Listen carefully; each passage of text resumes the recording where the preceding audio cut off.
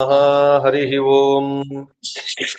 ನಿಖಿಲ ಗುಣನಿಕಾಯಂ ನಿತ್ಯ ನಿರ್ಧೂತಹೇಯಂ ಶುಭತಮಮತಿಮೇಯಂ ಶುದ್ಧ ಸೌಖ್ಯಾಪ್ಯುಪಾಯಂ ಸಕಲ ನಿಗಮಗೇಯಂ ಸರ್ವಶಬ್ದಾಭಿಧೇಯಂ ನಮ ಜಲಧರಕಾಯಂ ನೌಮಿ ಲಕ್ಷ್ಮೀ ಸಹಾಯಂ ವಿಘ್ನೌಘವಾರಣಂ ಸತ್ಯಾಶೇಷ ವಿಶ್ವಸ್ಯ ಕಾರಣಂ ಕರುಣಾ ಸಿಂಧುಮಾನಂದತೀರ್ಥಬಂಧುಂ ಹರಿಂ ಭಜೆ. ಅಭ್ರಮಂ ಭಂಗರಹಿತಂ ಅಜಡಂ ವಿಮಲಂ ಸದಾ ಆನಂದತೀರ್ಥಮತುಲಂ ಭಜೆ ತಾಪತ್ರಯಾಪಹಂ. ಭವತಿ ಯದನುಭಾವಾದೇಡಮೂಕೋऽಪಿ ವಾಗ್ಮೀ ಜಡಮತಿರಪಿ ಜಂತುರ್ಜಾಯತೆ ಪ್ರಾಜ್ಞಮೌಲಿಃ. ಸಕಲವಚನಚೇತೋ ದೇವತಾ ಭಾರತೀ ಸಾ ಮಮ ವಚಸಿ ನಿಧತ್ತಾಂ ಸನ್ನಿಧಿಂ ಮಾನಸೇ ಚ. ಮಿಥ್ಯಾ ಸಿದ್ಧಾಂತ ದುರ್ಧ್ವಾಂತ ವಿಧ್ವಂಸನ ವಿಚಕ್ಷಣಃ ಜಯತೀರ್ಥಾಖ್ಯತರಣಿಃ ಭಾಸತಾನ್ನೋ ಹೃದಂಬರೇ. ಭಕ್ತಾನಾಂ ಮಾನಸಾಂಭೋಜಭಾನವೇ ಕಾಮಧೇನವೇ ನಮತಾಂ ಕಲ್ಪತರವೇ ಜಯೀಂದ್ರ ಗುರವೇ ನಮಃ.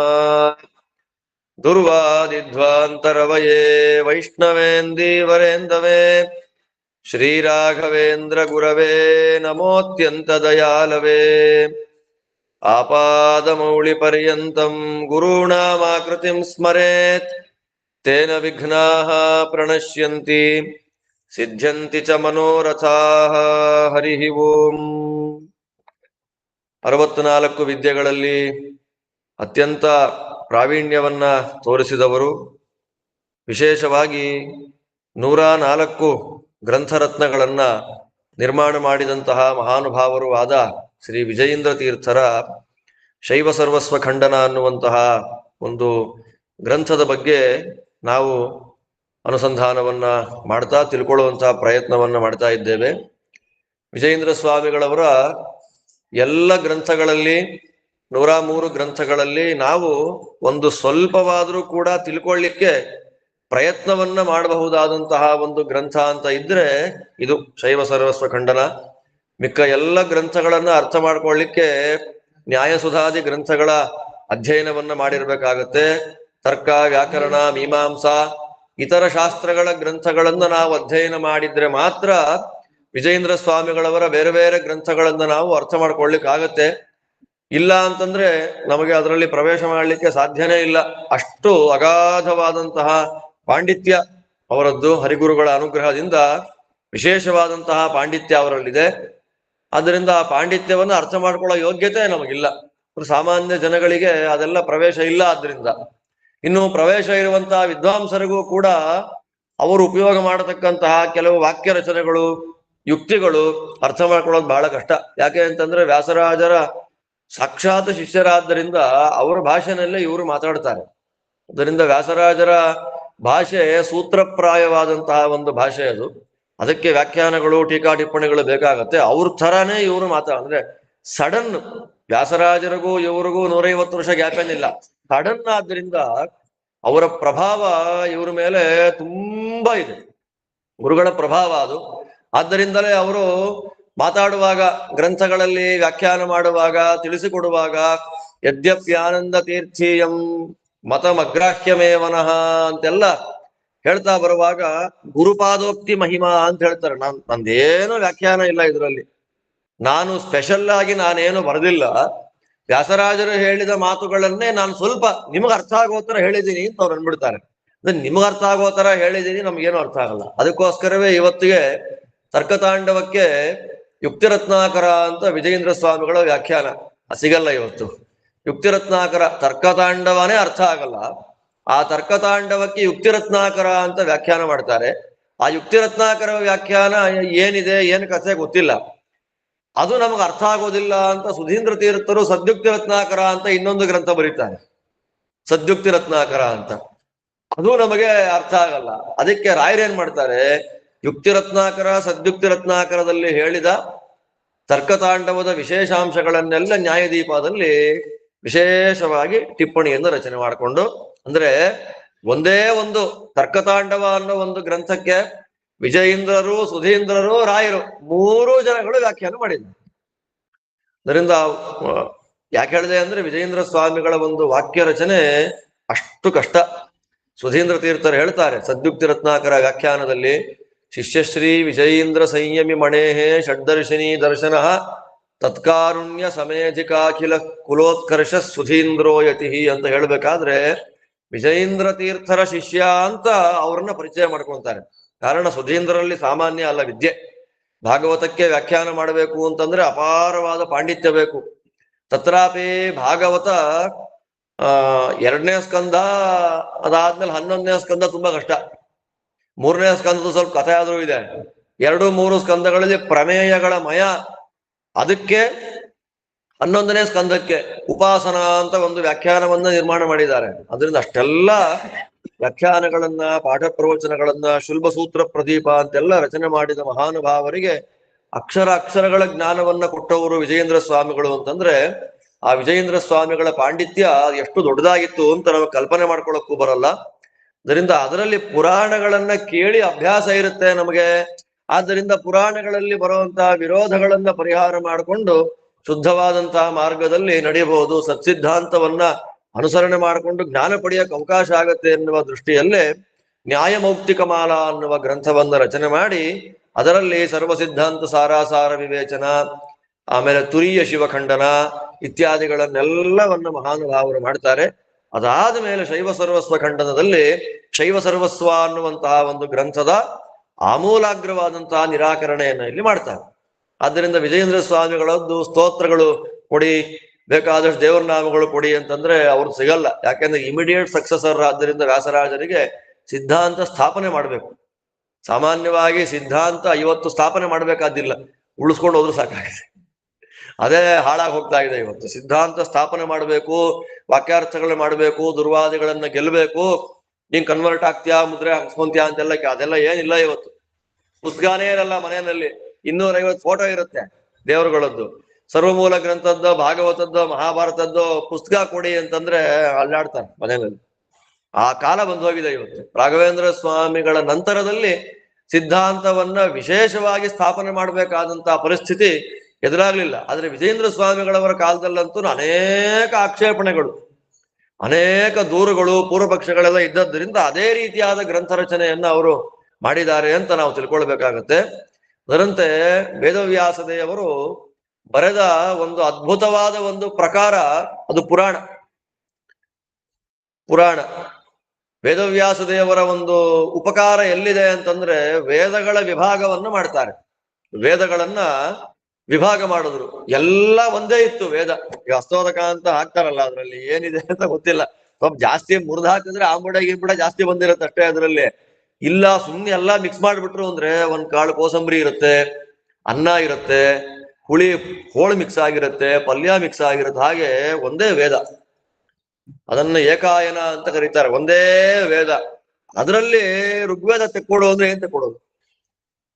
ವೇದವ್ಯಾಸರು ಏನ್ ಮಾಡ್ತಾರೆ, ಗೌತಮರ ಶಾಪದಿಂದ ಎಲ್ಲ ನಷ್ಟವಾಗಿದ್ದಾಗ ಆ ಒಂದೇ ವೇದವನ್ನ ವಿಭಾಗ ಮಾಡಿದ್ರು. ಪೂಜೆ ಮಾಡಕ್ಕೆ ಅನುಕೂಲವಾದದ್ದು, ಯಜ್ಞ ಮಾಡ್ಲಿಕ್ಕೆ ಅನುಕೂಲ ಆದದ್ದು, ಹಾಡು ಹೇಳಕ್ ಅನುಕೂಲ ಆದದ್ದು. ಹಾಗೆ 3 ತರ ವೇದ. ಒಂದು ಪೂಜೆ ಮಾಡಕ್ಕೆ ಮಂತ್ರಗಳು ಬೇಕಲ್ಲ, ಮಂತ್ರಗಳಿಗೆ ಅನುಕೂಲವಾದದ್ದು, ಪೂಜೆಗೆ ಅನುಕೂಲವಾದದ್ದು ಋಗ್ವೇದ. ಆದ್ದರಿಂದ ಅದು ರುಕ್ ಅಂದ್ರೆ ಅರ್ಚನೆ ಅಂತ ಅರ್ಥ. ಆಮೇಲೆ ಯಜುರ್ವೇದ, ಅದು ನಿಗದ, ಕುಂಡಗಳು ಹೇಗಿರ್ಬೇಕು, ಯಾವ ಎತ್ತುಗಳ ಮೇಲೆ, ಯಾವ ಹೆಸರು ಕತ್ತೆ ಮೇಲೆ, ಯಾವ ಕತ್ತೆ ಮೇಲೆ ಮಣ್ಣು ಹೊರಸ್ಕೊಂಡು ತರಬೇಕು, ಅದು ಅಪಶಕುನ ಇದೆ ಅದರಲ್ಲಿ. ಆ ಎತ್ತು ಅದ್ರ ಮೇಲೆ ಮಣ್ಣು ಬಿದ್ದಾಗ ಅದು ಎಡಗಾಲಿಡ್ತೋ ಬಲಗಾಲಿಡ್ತೋ ಅಂತಿದೆ. ಮಣ್ಣು ಭಾರ ಬಿದ್ದು ಕತ್ತೆ ಹೊಡೆದ್ರಿ ನೀವು, ಆ ಕತ್ತೆ ಎಡಗಾಲಿಡ್ತು, ಎಡಗಾಲ್ನ ಮುಂದಕ್ಕಿಡ್ತೋ, ಹೀಗೆ ಕೋಚವಾಗಿಡ್ತೋ, ರೈಟ್ ಸೈಡ್ಗೆ ಇಡ್ತೋ, ನೋಡ್ತಾರೆ ಅದನ್ನ ನೋಡಿ ಆ ಯಜ್ಞ ಕಂಪ್ಲೀಟ್ ಆಗುತ್ತೋ ಇಲ್ವೋ ನೋಡ್ತಾರೆ. ಅದಾದ್ಮೇಲೆ ಆ ಮಣ್ಣನ್ನು ತಂದ್ರು. ಆ ಮಣ್ಣನ್ನು ತಂದು ಯಜ್ಞ ಕುಂಡ ನಿರ್ಮಾಣ ಮಾಡಬೇಕು. ಕುಂಡ ನಿರ್ಮಾಣ ಮಾಡಕ್ಕೆ ಯಜ್ಞ ಶಾಲೆಗಳನ್ನು ನಿರ್ಮಾಣ ಮಾಡಬೇಕು. ಯಜ್ಞ ಶಾಲೆ ನಿರ್ಮಾಣ ಮಾಡಬೇಕು ಅಂದ್ರೆ ಎತ್ತಿಗೆ ನೇಗಿಲು ಕಟ್ಟಿ ಇಷ್ಟು ದೂರ ಯಜ್ಞ ಶಾಲೆ ನಿರ್ಮಾಣ ಆಗ್ಬೇಕು. ಶಾಲಾ ನಿರ್ಮಾಣ ಆಗುವಾಗ ಅದ್ರೊಳಗೆ ಪ್ರವೇಶ ಈಶಾನ್ಯದಿಂದ ಮಾಡ್ತೋ, ನೈಋತ್ಯದಿಂದ ಮಾಡ್ತೋ, ಕತ್ತೆ ವಾಯುವ್ಯದಿಂದ ಮಾಡ್ತೋ ನೋಡ್ಕೊಂಡು. ಹಾಗೆ ಜನಮೇಜಯ ಯಾಗ ಮಾಡುವಾಗ ಒಬ್ಬ ಬಂದ ವಾಸ್ತುಶಿಲ್ಪಿ. ಅವನು ಬಂದವನು ಕೋಟ್ಯಾಂತರ ಖರ್ಚು ಮಾಡಿ ಸರ್ಪಯಾಗ ಶುರು ಮಾಡ್ದ. ಶುರುನೇ ಆಗಿಲ್ಲ ಇನ್ನು, ಯಜ್ಞಶಾಲೆ ನೋಡಿ ಇದೊಬ್ಬ ಬ್ರಾಹ್ಮಣದಿಂದ ನಿಂತೋಗುತ್ತೆ ಯಾಗ ಅಂತ ಹೇಳಿ ಹೊರಟೋದು. ಇನ್ನು ಯಜ್ಞ ಆರಂಭ ಆಗಿಲ್ಲ, ಸಂಕಲ್ಪ ಆಗಿಲ್ಲ, ಅಲ್ಲಿನ ಜನಗಳು ಓಡಾಡೋದು, ಜನಗಳ ಮನಸ್ಥಿತಿ, ಅವರ ಮುಖಭಾವ, ಯಜ್ಞಶಾಲೆ ಇದನ್ನ ನೋಡಿ ಯಜ್ಞ ಕಂಪ್ಲೀಟ್ ಆಗಲ್ಲ, ಪೂರ್ಣಾಹುತಿ ಆಗಲ್ಲ, ನಿಂತೋಗತ್ತೆ ಅಂತ ವಾಸ್ತು ಹೇಳಿ ಹೊರಟೋದ. ಆಸ್ತಿಕನಿಂದ ಯಜ್ಞ ನಿಂತ ಮೇಲೆ ಜನಮೇಜಯ ಆ ವಾಸ್ತುಶಾಸ್ತ್ರಜ್ಞನನ್ನ ಕರೆಸಿ ಸನ್ಮಾನ ಮಾಡದ ಅಂತ ಮಹಾಭಾರತ ಹೇಳುತ್ತೆ. ಆದ್ರಿಂದ ಬರೀ ಪೂಜೆ ಒಂದೇ ಅಲ್ಲ, ಪದಾರ್ಥಗಳನ್ನ ಯಾವ ಬಾಗಿಲಿಂದ ತಂದ್ವಿ, ಮೊದಲು ಫೋಟೋ ಇಟ್ವಾ ಅಥವಾ ಸೌದೆಗಳನ್ನ ತಂದು ಹಾಕ್ಬಿಟ್ವಾ ಮನೆಯಲ್ಲಿ, ನಿಂಬೆ ಹಣ್ಣುಗಳು ತಂದ್ವಾ, ಮೆಣಸಿನ್ಕಾಯಿ ತಂದ್ವಾ, ಅಂದ್ರೆ ಮಾಡೋ ಕಾರ್ಯ ಸಕ್ಸಸ್ಫುಲ್ ಹೇಗಾಗತ್ತೆ ಅನ್ನೋದು ಶಾಸ್ತ್ರ. ಅದಕ್ಕೆ ಅರ್ಶನ ಕುಂಕುಮ ಇಟ್ಬಿಡಿ ಮೊದಲು, ಸೌಮಾಂಗಲ್ಯ ಪದಾರ್ಥ. ಆದ್ರಿಂದ ಯಜ್ಞಕ್ಕೆ ಬೇಕಾದಂತ, ಅದಕ್ಕೆ ಬಲಿ ಕೊಡಕ್ಕೆ ಒಂದು ಕಂಬ ಕಟ್ತಾರೆ, ಯೂಪಸ್ತಂಭ ಅಂತಾರೆ. ಆ ಯೂಪಸ್ತಂಭ ಬಂಗಾರದ್ದಾಗಿರ್ಬೇಕು, ಬೆಳ್ಳಿದಾಗಿರ್ಬೇಕು. ಅದೆರಡೂ ಆಗ್ಲಿಲ್ಲ ಅಂದ್ರೆ ಮರದ್ದಾಗಿರ್ಬೇಕು. ಯಾವ ಮರ ಆಗ್ಬೇಕು? ಹತ್ತಿ ಮರ ಆಗ್ಬೇಕಂತ ಅದೆಲ್ಲವನ್ನ ನಿಯಮನ ಮಾಡ್ಕೊಡುವಂಥದ್ದು ಯಾವುದು? ಯಜುರ್ವೇದ. ಅದಾದ್ಮೇಲೆ ಆ ಯಜ್ಞ ಮಾಡುವಾಗ ದೇವತೆಗಳು ಬರ್ತಾರೆ. ಆ ದೇವತೆಗಳು ಬಂದಾಗ ಸ್ತೋತ್ರ ಮಾಡ್ಬೇಕಲ್ಲ, ಅದನ್ನ ಸ್ತೋತ್ರ ಮಾಡ್ಲಿಕ್ಕೆ ಅನುಕೂಲವಾದ ಸಾಮವೇದ. 3 ತರ ವೇದಗಳು. ಆ ವೇದ ವಿಭಾಗ ಮಾಡಿದ್ರು, ಅದರಲ್ಲೆಲ್ಲ ದೇವರೇ ಅರ್ಥ. ಆ ವೇದ ವಿಭಾಗ ಮಾಡಾದ್ಮೇಲೆ ವೇದಾರ್ಥಗಳು ನಿರ್ಣಯ ಆಗ್ಬೇಕಲ್ಲ. ಬರೀ ಏನೋ ಮಂತ್ರ ಹೇಳದ ಅರ್ಥನೇ ಆಗ್ಲಿಲ್ಲ ಅದು, ಏನು ಪಾರಾಯಣ ಮಾಡ್ತಾ ಇರ್ತಾರೆ, ಏನೂ ಅರ್ಥ ಆಗಲ್ಲ. ಕೆಲವರಂತೂ ಹಿಂಗೆಲ್ಲ ತಲೆಯೆಲ್ಲ ಅಷ್ಟ ದಿಕ್ಕುಗಳಿಗೆ ತಿರುಗಿಸ್ಕೊಂಡು ವೇದ ಪಾರಾಯಣ ಮಾಡ್ತಾ ಇರ್ತಾರೆ. ಹಾಗೆಲ್ಲ ವೇದ ಪಾರಾಯಣ ಮಾಡಬಾರ್ದಂತೆ, ಬ್ರಹ್ಮಹತ್ಯಾ ದೋಷ. ತಲೆಯೆಲ್ಲ ಅಲ್ಲಾಡಿಸ್ಕೊಂಡು ವೇದ ಪಾರಾಯಣವನ್ನು ಯಾವತ್ತಿಗೂ ಮಾಡಬಾರ್ದು. ರಾಗವಾಗಿ ವೇದ ಪಾರಾಯಣ ಮಾಡಬಾರ್ದು, ಫಾಸ್ಟ್ ಆಗಿ ವೇದ ಪಾರಾಯಣ ಮಾಡಬಾರ್ದು, ಪುಸ್ತಕ ನೋಡ್ಕೊಂಡು ವೇದ ಪಾರಾಯಣ ಮಾಡಬಾರ್ದು, ಪದಚ್ಛೇದ ಮಾಡದೆ ವೇದ ಪಾರಾಯಣ ಮಾಡಬಾರ್ದು, ಅರ್ಥ ಗೊತ್ತಿಲ್ಲದೆ ವೇದ ಪಾರಾಯಣ ಮಾಡಬಾರ್ದು, ಅಲ್ಪಕಂಠದಿಂದ ವೇದ ಪಾರಾಯಣ, ಈಗೆಲ್ಲ ಇದೆ. ಅಂತ ಪಾರಾಯಣಕ್ಕೆ ಇಷ್ಟು ಅನ್ಬೇಕಾದ್ರೆ ಅರ್ಥ ತಿಳ್ಕೊಳಕ್ ಇನ್ನೆಷ್ಟು. ಅದಕ್ಕೋಸ್ಕರವೇ ಅಪಾರ್ಥಕ್ಕೊಳಗಾಗಿ ಏನೇನೋ ಆಗೋಯ್ತು. ಏನೇನೋ ಆದಾಗ ಅವ್ರು ಏನ್ ಮಾಡ್ತಾರೆ, ಆ ವೇದಗಳಿಗೆ ಅರ್ಥ ಮಾಡ್ಲಿಕ್ಕಾಗಿ ಸೂತ್ರಗಳನ್ನ ಕೊಟ್ರು. 500 ಚಿಲ್ಲರೆ 64 ಸಂಖ್ಯೆಗಳಲ್ಲಿ ಬ್ರಹ್ಮಸೂತ್ರಗಳನ್ನ ಕೊಟ್ರು ವೇದವ್ಯಾಸ ದೇವರು. ಅದರಲ್ಲೇ ಮತ್ತೆ ಗಲಾಟೆ. 562 ಅಂತ ಕೆಲವರು, 560 ಅಂತ ಕೆಲವರು, 562 ಅಂತ ಕೆಲವರು. ನಮ್ಮಲ್ಲಿ ಗಲಾಟೆನೇ ಗಲಾಟೆ. ಮಧ್ವಾಚಾರ್ಯರು ಮಾತ್ರ 564 ಬ್ರಹ್ಮಸೂತ್ರ ಅಂತ ನಿರ್ಣಯ ಮಾಡ್ತಾರೆ. ಆ 564 ಬ್ರಹ್ಮಸೂತ್ರಗಳು ಸರಿ. ಅದಾದ್ಮೇಲೆ ಬ್ರಹ್ಮ ಬಂಧುಗಳಿಗೆ, ಸ್ತ್ರೀಯರಿಗೆ, ಶೂದ್ರರಿಗೆ ತತ್ವಜ್ಞಾನ ಆಗ್ಬೇಕಲ್ಲ, ಮೋಕ್ಷ ಆಗ್ಬೇಕಲ್ಲ. ಅವರಿಗೆ ಮೋಕ್ಷ ಆಗೋದು ಹೇಗೆ ಅಂತ ಆಲೋಚನೆ ಮಾಡಿ ವೇದಾರ್ಥಗಳ ಜ್ಞಾನದಿಂದ ಎಲ್ರಿಗೂ ಮೋಕ್ಷ. ಅಟ್ ಲಾಸ್ಟ್ ನೀವೇನೇ ಕೇಳಿ ಅದೆಲ್ಲ ವೇದ ಅರ್ಥಕ್ಕೆ ಅಪ್ಲಿಕಬಲ್ ಆಗ್ಬೇಕು. ಆಗ್ಲಿಲ್ಲ ಅಂದ್ರೆ ಜ್ಞಾನ ಬರಲ್ಲ, ಮೋಕ್ಷ ಇಲ್ಲ. ಅದಕ್ಕೆ ಏನ್ ಮಾಡ್ತಾರೆ, ಬ್ರಹ್ಮ ಬಂಧುಗಳಿಗೆ, ಸ್ತ್ರೀಯರಿಗೆ, ಶೂದ್ರಾದಿಗಳಿಗೆ ವೇದದಲ್ಲಿ ಸೂತ್ರದಲ್ಲಿ ಅಧಿಕಾರ ಇಲ್ಲ, ಅವರಿಗೆ ಮೋಕ್ಷ ಆಗಬೇಕು ಅನ್ನೋ ದೃಷ್ಟಿಯಲ್ಲಿ ವೇದವ್ಯಾಸರು ಏನ್ ಮಾಡಿದ್ರು, ಮಹಾಭಾರತ ಬರೆದ್ರು. ಆ ಮಹಾಭಾರತ ಅಂತೂ ಮಿನಿಮಮ್ 10 ಅರ್ಥ ಒಂದೊಂದು ಶ್ಲೋಕಕ್ಕೆ. ಮಿನಿಮಮ್ ಅಂದ್ರೆ 10 ಅರ್ಥ. ಅದರಲ್ಲಿ ಭಗವದ್ಗೀತೆ ಅಂತೂ ಲೆಕ್ಕ ಇಲ್ಲದೆ ಇರೋಷ್ಟು ಅರ್ಥಗಳು. ವಿಷ್ಣು ಸಹಸ್ರನಾಮದ ಒಂದೊಂದು ನಾಮಗಳಿಗೆ 100 ಅರ್ಥ, ಮಿನಿಮಮ್ 100 ಅರ್ಥ ಇದೆ. ಅವಾಗ ಏನ್ ಮಾಡ್ತಾರೆ, ಅದೂ ನಮಗೆ ಅತಿ ಗಹನವಾಯಿತು ಮಹಾಭಾರತ ಅಂತ ಹೇಳಿದ ಮೇಲೆ ಪುರಾಣಗಳನ್ನು ರಚನೆ ಮಾಡೋದು. ಚಿಕ್ಕ ಚಿಕ್ಕ ಪುರಾಣಗಳು, 5,000 ಶ್ಲೋಕ, 60,000 ಶ್ಲೋಕ, 24,000 ಶ್ಲೋಕ, 18,000 ಒಟ್ಟು ಇವತ್ತು 4.5 ಲಕ್ಷ ಆಗತ್ತೆ ಪುರಾಣಗಳದೆಲ್ಲ ಒಟ್ಟು ಲೆಕ್ಕ ಹಾಕಿದ್ರೆ. ಅಷ್ಟು ಪುರಾಣಗಳನ್ನು ರಚನೆ ಮಾಡಿದ್ರು. ಆ ಪುರಾಣಗಳು ವೇದವ್ಯಾಸ ದೇವರು ಬರೆದ ಎಲ್ಲ ಗ್ರಂಥಗಳಲ್ಲಿ ನಮ್ ತನಕ ಬಂದಿರುವಂತದ್ದು ಯಾವುದು, ಈಸಿಯಾಗಿ ಅರ್ಥ ಆಗುವಂಥದ್ದು ಯಾವುದು. ಆದ್ರೆ ಈಸಿಯಾಗಿ ಅರ್ಥ ಆಗುತ್ತೆ ಅಂತ ಅಂದುಕೊಂಡ ಪುರಾಣನೇ ಮೋಸ್ಟ್ ಕಾಂಪ್ಲಿಕೇಟ್ ಆಗೋಯ್ತು. ಯಾಕೆ ಅಂದ್ರೆ ಒಂದು ಪುರಾಣ ಹೇಳ್ದ ಇನ್ನೊಂದು ಪುರಾಣ ಹೇಳಲ್ಲ. ಯಾವುದೋ ಪುರಾಣದಲ್ಲಿ ಇನ್ಯಾಗೋ ಹೇಳ್ಬಿಡ್ತಾರೆ. ಹರಿವಂಶ ಬರೆದಿದ್ಯಾರು? ವೇದವ್ಯಾಸ ದೇವರೇ. ಭಾಗವತ ಬರೆದಿದ್ಯಾರು? ವೇದವ್ಯಾಸ ದೇವರೇ. ಹರಿವಂಶದಲ್ಲಿ ನರಸಿಂಹಾವತಾರವನ್ನು ಹೇಳಬೇಕಾದ್ರೆ ಹಿರಣ್ಯಕಶಿಪು ತುಂಬಾ ದುಷ್ಟನಾಗಿದ್ದ. ಪ್ರಹ್ಲಾದನ ಮೇಲಿನ ಪ್ರೀತಿಯಿಂದ ದೇವರು ಕಾಡಿಂದ ಡೈರೆಕ್ಟ್ ಆಗಿ ಮೈನ್ ಡೋರ್ ಎಂಟ್ರಿ ಕೊಟ್ಟು ಹಿರಣ್ಯಕಶಿಪುನ ಸಂಹಾರ ಮಾಡಿ ಹೊರಟೋದ್ರು ಅಂತ. ಅಲ್ಲಿ ಇಲ್ಲಿ ಕಂಬದಲ್ಲಿದ್ದಾನ, ಆ ಕಂಬದಲ್ಲಿದ್ದಾನ, ಯಾವ ಜಿಜ್ಞಾಸೆನೂ ಇಲ್ಲ. ಅದೇ ಭಾಗವತದಲ್ಲಿ ಮಾತ್ರ ಏನ್ ಹೇಳ್ತಾರೆ, ಆಲೋಚನೆ ಮಾಡ್ಬೇಕು ನಾವಲ್ಲಿ. ಸತ್ಯಂ ವಿಧಾತುಂ ನಿಜ ಭೃತ್ಯ ಭಾಷಿತಂ ವ್ಯಾಪ್ತಿಂಚ ಭೂತೇಶ್ವಖಿಲೇಶು ಚಾತ್ಮನಃ ಅದೃಶ್ಯತ ಅತ್ಯದ್ಭುತ ರೂಪ ಮುದ್ವಹನ್ ಸ್ತಂಭೆ ಸಭಾಯಾಮ್ ನ ಮೃಗಂ ನಮ. ಸ್ತಂಭ ಒಡಿತು ಅಂತ ಹೇಳಿಲ್ಲ ಭಾಗವತ. ಅವನು ಒದ್ದಿದ್ದಕ್ಕೆ ಈ ಕಡೆ ತಿರುಗಿದ ಮಗನ್ ಕೊಲ್ಬೇಕು ಅಂತ. ಅವಾಗ ಏನಾಯ್ತು, ಕಂಬದ ಎದುರುಗಡೆ ದೇವರು ಕಾಣಿಸ್ಕೊಂಡ. ಕಂಬ ಒಡೆದು ಬಂದ ಅಂತ ಎಲ್ಲಿದೆ ಅದರಲ್ಲಿ? ಸ್ತಂಭೆ ಸಭಾಯಾಮ್ ನ ಮೃಗಂ ನಮ. ಅಂದ್ರೆ ನಾವು ಏನ್ ಮಾಡ್ಬಿಡ್ತೀವಿ ಅಂದ್ರೆ, ನರಸಿಂಹದೇವರು ಬಂದ್ರು ಜಾಂಗ್ಟೆ ಹೊಡೀರಿ, ತೆಂಗಿನಕಾಯಿ ಹೊಡೀರಿ, ಎಲ್ಲ ಎಮೋಷನಲ್ ಆಗ್ಬಿಟ್ಟು ತತ್ವಜ್ಞಾನಕ್ಕೆ ನಾವು ಅವಕಾಶನೇ ಕೊಡಲ್ಲ ನಾವು ಅದರಲ್ಲಿ. ಹೆಂಗ್ ಬಂದ್ರೆ ಹಿರಣ್ಯಕಶಿಪುನ್ ಕೊಂದ್ರ ಆಯ್ತಲ್ಲ ಅಂತ ನಾವು. ಅದೇ ವಿಷ್ಣು ಪುರಾಣ ನರಸಿಂಹ ಚರಿತ್ರೆಯಲ್ಲಿ ಬಂದಾಗ, ಅಪ್ಪ ಎಷ್ಟ್ ದಿನ ಕೆಟ್ಟವನಾಗಿರ್ತ, ಇದ್ಮೇಲಾದ್ರೂ ಒಳ್ಳೆಯವನಾಗು ಅಂತ ಪ್ರಹ್ಲಾದನ ಮಾತು ಕೇಳಿ ಹಿರಣ್ಯಕಶಿಪು ಒಳ್ಳೆಯವನೇ ಆಗ್ಬಿಟ್ಟ. ಯಾವತ್ತೋ ಒಂದ್ ದಿವಸ ನರಸಿಂಹದೇವರು ಬಂದು ಕೊಂದು ಬಿಟ್ರು. ಇಲ್ಲವೇ ಇಲ್ಲ, ಯಾವತ್ತೋ ಒಂದಿನ ಒಂದ್ ಸಂಹಾರ ಆಯ್ತು. ನೋಡಿ, 3 ವೇದವ್ಯಾಸ ದೇವರ ಗ್ರಂಥಗಳಲ್ಲಿ ಒಂದು ನರಸಿಂಹಾವತಾರವನ್ನ 3 ತರ ಕೊಟ್ರಿ. ಅದ್ರಲ್ಲಿ ಯಾವ್ದು ಸತ್ಯ? ಇಲ್ಲಿ ಕಂಬ ಒಡೆದಿದ್ದು ಉಲ್ಲೇಖನೇ ಇಲ್ಲ. ಕಂಬದ ಎದುರಿಗೆ ಬಂದ ಅಂತ ಒಂದು, ಬಾಗಿಲಿಂದ ಬಂದ ಅಂತ ಒಂದು, ಯಾವಾಗಲೂ ಬಂದು ಕೊಂದ ಅಂತ ಒಂದು, ನರಸಿಂಹ ಪುರಾಣದಲ್ಲಿ ಕಂಬ ಒಡೆದು ಬಂದ ಅಂತ ಒಂದು, ಇನ್ನೊಂದು ಪುರಾಣದಲ್ಲಿ 32 ಕೋಟಿ ಕೈ ಇಟ್ಕೊಂಡು ಬಂದ ಅಂತ ಒಂದು. ಯಾವುದು ನಂಬೋದು ನಾವು? ಅದಕ್ಕೆ ನಿರ್ಣಯವನ್ನ ಕೊಡ್ತಾರೆ. ಬೇರೆ ಬೇರೆ ಪುರಾಣಗಳಲ್ಲಿ ಬಂದ ಕಥೆಗಳಿಗೆ ನಿರ್ಣಯ ಮಾಡ್ಬೇಕಾದ್ರೆ ಭಾಗವತ ನಿರ್ಣಯವನ್ನ ಕೊಡುತ್ತೆ. ಭಾಗವತದಲ್ಲಿ ಹೇಳಿದ ಕಥೆ ನಾವೇನ್ ಮಾಡ್ಬೇಕು? ಸ್ವೀಕಾರ ಮಾಡ್ಬೇಕು. ಆದ್ರೆ ಭಾಗವತದಲ್ಲಿ ಕಂಬ ಒಡೆದು ಬಂದ ಅಂತ ಇಲ್ವೇ ಇಲ್ವಲ್ಲ ಅಂದ್ರೆ, ಅದಕ್ಕೆ ಹೇಳ್ತಾರೆ, ಒಂದು ಕಲ್ಪದಲ್ಲಿ ಕಂಬ ಒಡೆದು ಬಂದ, ಇನ್ನೊಂದು ಕಲ್ಪದಲ್ಲಿ ಕಂಬದ ಮುಂದೆ ಬಂದ. ತ್ರಿವಿಕ್ರಮ ಎಡಗಾಲೆತ್ತ ಪ್ರತಿಮೆನೂ ಇದೆ, ಬಲಗಾಲೆತ್ತಿದ ಪ್ರತಿಮೆನೂ ಇದೆ. ಯಾವ ಕಾಲ ನಮಗೇನು ಕಾಲೆತ್ತರು ಸಾಕು ಅಂತೀವಿ ನಾವು. ಹಂಗೆಲ್ಲ ಇಲ್ಲ, ನಿರ್ಣಯ ಆಗ್ಬೇಕು. ಯಾವ ಕಲ್ಪದಲ್ಲಿ ದೇವರು ಯಾವ ಕಾಲೆತ್ತದ ಅಂತ ನಿರ್ಣಯ ಇದೆ. ವಾರಾಹ ಕಲ್ಪದಲ್ಲಿ ಯಾವ ಕಾಲು, ಪಾದ್ಮ ಕಲ್ಪದಲ್ಲಿ ಯಾವ ಕಾಲು. ನಮಗೇನು ಕಾಲೆತ್ತಿದ್ರೇನು, ಕಾಲು ಕೆಳಗಿಟ್ರೇನು, ನಾವು ಹಾಗಾಗಿರ್ತೀವಿ. ಇದರಿಂದ ಪುರಾಣಗಳಿಗೆ ನಿರ್ಣಯ ಮಾಡ್ಕೊಳ್ಬೇಕಾದ ಅವಶ್ಯ ಕರ್ತವ್ಯ. ಆದ್ರಿಂದ ವೇದವ್ಯಾಸರಂತಾರೆ, ವ್ಯಾಸಪೀಠದಷ್ಟು ಮುಳ್ಳಿನ ಮಂಚ ಜಗತ್ನಲ್ಲಿ ಇನ್ಯಾವುದೂ ಇಲ್ಲ. ಯಾವನೋ ಕುಡಿದು ಬಿಟ್ಟಿದ್ದಾನಲ್ಲಿ. ಕುಡಿದವನು ನಾಳೆ ಬೆಳಗ್ಗೆ ಪಂಚಗವ್ಯ ತಗೊಂಡು ದಾನ ಕೊಟ್ಬಿಡ್ತಾನೆ. ತಗೊಂಡು ಬಂದು 1000 ಗಾಯತ್ರಿ ಜಪ ಮಾಡಿಬಿಟ್ರೆ ಆ ಪಾಪ ಏನಾಯ್ತು? ನಮ್ ತನಕ ಅಂಟುಕೊಂಡಿದ್ ಪರಿಹಾರ ಆಗೋಯ್ತು. ಅಂದ್ರೆ ವ್ಯಾಸಪೀಠದ ಮೇಲೆ ಕೂತ್ಕೊಂಡು ವೇದವ್ಯಾಸ ದೇವರಿಗೆ ವಿರೋಧ ಆಗುವಂತೆ ಮಾತಾಡ್ಬಿಟ್ರೆ ಏನಾಗತ್ತೆ?